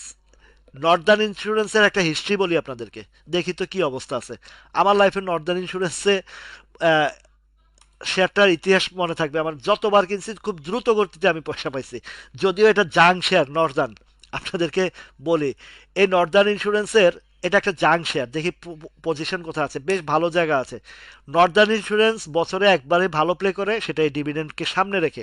এই নর্দার্ন ইন্স্যুরেন্স যে পরিমাণে ড্রাই আর যে অবস্থায় আছে, এখান থেকে 50% to 100% প্রফিট দিবে, নোট করে রাখেন এটা। দেখেন, এই যে এইদিকে যাবে 42, 43 টাকার দিকে যাবে, অন্তত 36, 37, 42 এদিকে যাবে। এই নর্দার্ন ইন্স্যুরেন্সটা হচ্ছে একটা জাং শেয়ার ইন্স্যুরেন্স সেক্টরের মধ্যে। এটা যখন ধরে প্লে করে, এটা কিন্তু টানা খুব দ্রুত গতিতে 50% to 100% প্রফিট করে। ও আবু বকর ভাই ডিউটি থেকে আসছেন না? আহ, সম্ভবত। তো এই নর্দার্ন ইন্স্যুরেন্স একটা আছে, তাহলে পাঁচটা ইন্স্যুরেন্সের কথা বলছি। এগুলার ভিতরে ঘুরে ঘুরে এখন যে জায়গাগুলো আছে, বেস্ট বেটার জায়গা আছে, এগুলো এখনো বাড়ে নাই। ক্রিস্টালটা অনেক বেড়ে গেছে, তবে বেড়ে গেলেও এটা একটু নামতে হবে, কারেকশন দিতে হবে। CRY। আরেকটা বলি, সতর্ক করতেছি, সিটি জেনারেল ইন্স্যুরেন্স থেকে একটু সতর্ক থাকবেন। এটা হাই প্রাইসে চলে গেছে, আছে বর্তমানে অবস্থানে। এই ক্রিস্টালটা এখন একটু ডাউনের দিকে আসতেছে, এটা আসবে, এটা কারেকশনের দিকে অলরেডি মাথা দিছে। কেন দিছে? এই যে উপরে এই জায়গায় সাপ্লাই জোনটাতে আছে। ঠিক আছে। ওয়ালাইকুম আসসালাম। আসিফ ইকবাল ভাই আজকে লেট, সবাই বেড়াইতে গেছে, আমার কোনো বেড়ানির জায়গা নাই, শুধু বেড়ানির জায়গা এই আপনার এখানে। রাইট রাইট জাকির ভাই, এই ক্রিস্টাল ইন্স্যুরেন্স আমার খুব লোভ লাগছিল এখানে, যদিও ফান্ড অন্যদিকে ছিল, এখানে ঢুকি নাই। আর অন্যান্যগুলো কালেকশনের মধ্যে ছিলাম। যাই হোক, এখনো এই ক্রিস্টাল ইন্স্যুরেন্সটা যদি আরেকটু নিচে আসে, 54 টাকার দিকে যদি আসে, এখানে আপনারা এন্ট্রি দিতে পারেন। 54 টাকা বরাবর, 54 টাকার আসে একটা কারেকশন যদি দেয়, 54, 54, 10, 20-এ আছে 56, 2 টাকা 3 টাকা যদি কমে আসে, তখন আবার এন্ট্রি দিতে পারেন। এটা আরো আরো সামনে যাবে, এটাও আমাকে ধারণা দিচ্ছে। এটা যদি যায়, এটা আপনাদেরকে দেখায় কোথায় যেতে পারে, এবং ভালো একটা আপে যাবে। একটা গান লিখো আমার জন্যে।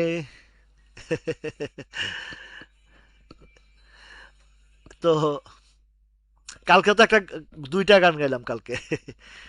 ওরে বাপরে বাপ, 1.5 ঘন্টা হয়ে গেছে। খবরও নাই। দেখেন কোন দিক দিয়ে সময় পার হয়ে যায় আপনাদের সাথে কথা বলতে বলতে, এই মার্কেট ইয়েতে টেরই পাই না, দেখতে দেখতে 1.5 ঘন্টা পার হয়ে গেছে, 1.5 ঘন্টা। ইআইএল এর একটু ঝামেলা আছে। মিজি ইলেকট্রনিক্স, লক্ষণপুর বাজার থেকে। উনি, আপনাকে বলি, ইআইএল এর একটা বিষয় আলোচনা আছে, এই যে কামরুল ভাই জানে বিষয়টা, ইআইএল এর বিষয়টা।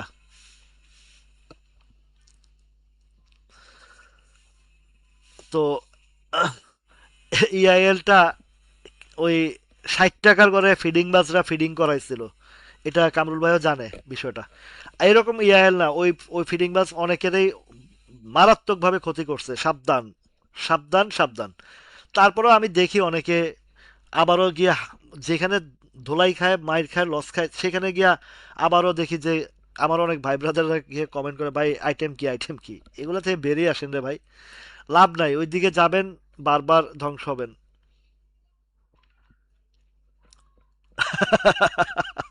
আলমগীর ভাই ঠিক করছেন।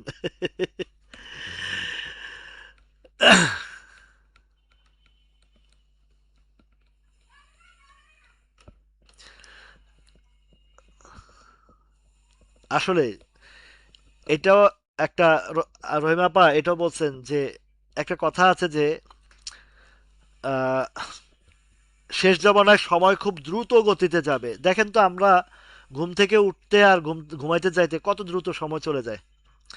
কামরুল ভাই নাহি ক্যাপটাও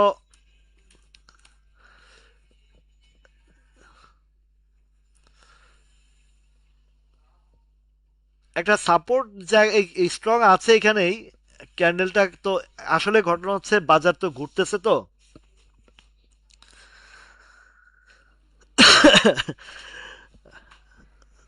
বাবিরে গান শোনালে বাবি তো মাইর দিব, কব কার লাইগা গান গেছে এইটা তো। বিবি, বিবিদের ঘটনা তো জানেন, প্রশংসা করলেও বিপদ, বদনাম করলেও বিপদ। প্রশংসা করলে আজকে এত কেন, এত বেশি প্রশংসা, বাইরে মনে হয় কার সাথে টাঙ্কি মেরে আসছো। আবার রাগ করলে হ্যাঁ এখন তো বাইরে আছে, কত রকমের কাহিনী। ওই যে আচ্ছা ঠিক আছে আলমগীর ভাই, আমাদেরও টাইম হয়ে গেছে। আর ইনশাল্লাহ গান কালকে হবে, আজকে আর গান গাবো না। ওই যে যাওয়ার আগে দিয়ে আপনাদের সাথে একটা মজার কথা বলে, ওই গ্রামে আমার এক দাদা ছিল, ওই রোজার সময়, রোজার মাসে মাইকে মানুষের জাগাইতো। তো উনি একটু গজল টজল গাইতো আর কি। শোনো মমিন মুসলমান, করিয়াবি নিবেদন, এই দুনিয়া পানা হবে তোমরা জানো না, আমার গলা ভালা না, আমি গাইতে জানি না। উনি এই গানটা গাইতো, আমরা খুব মজা পাইতাম, হাসতাম। ওই ওই সেহরির টাইমে এইটা গাইতো। তো দাদাও নাই, কিন্তু হিস্ট্রি রয়ে গেছে, ইতিহাসটা রয়ে গেছে। মাঝে মধ্যে মনে পড়লে খুব ভাল লাগে, দাদার কথা মনে পড়ে। আমাদের বাড়ির এক দাদা, তো উনি এই গানটা গাইতেন, গজলটা গাইতেন মসজিদে এই ইয়ের টাইমে। তো এখন সবাই আপনারা একটু ইন্স্যুরেন্স এবং ফাইন্যান্স আর ব্যাংকের মধ্যে বলেছি, উত্তরা ব্যাংকটা কয়েকদিন আগে আলোচনা করেছি, কিন্তু বেশ ভালো একটা গ্যাপ আসছে।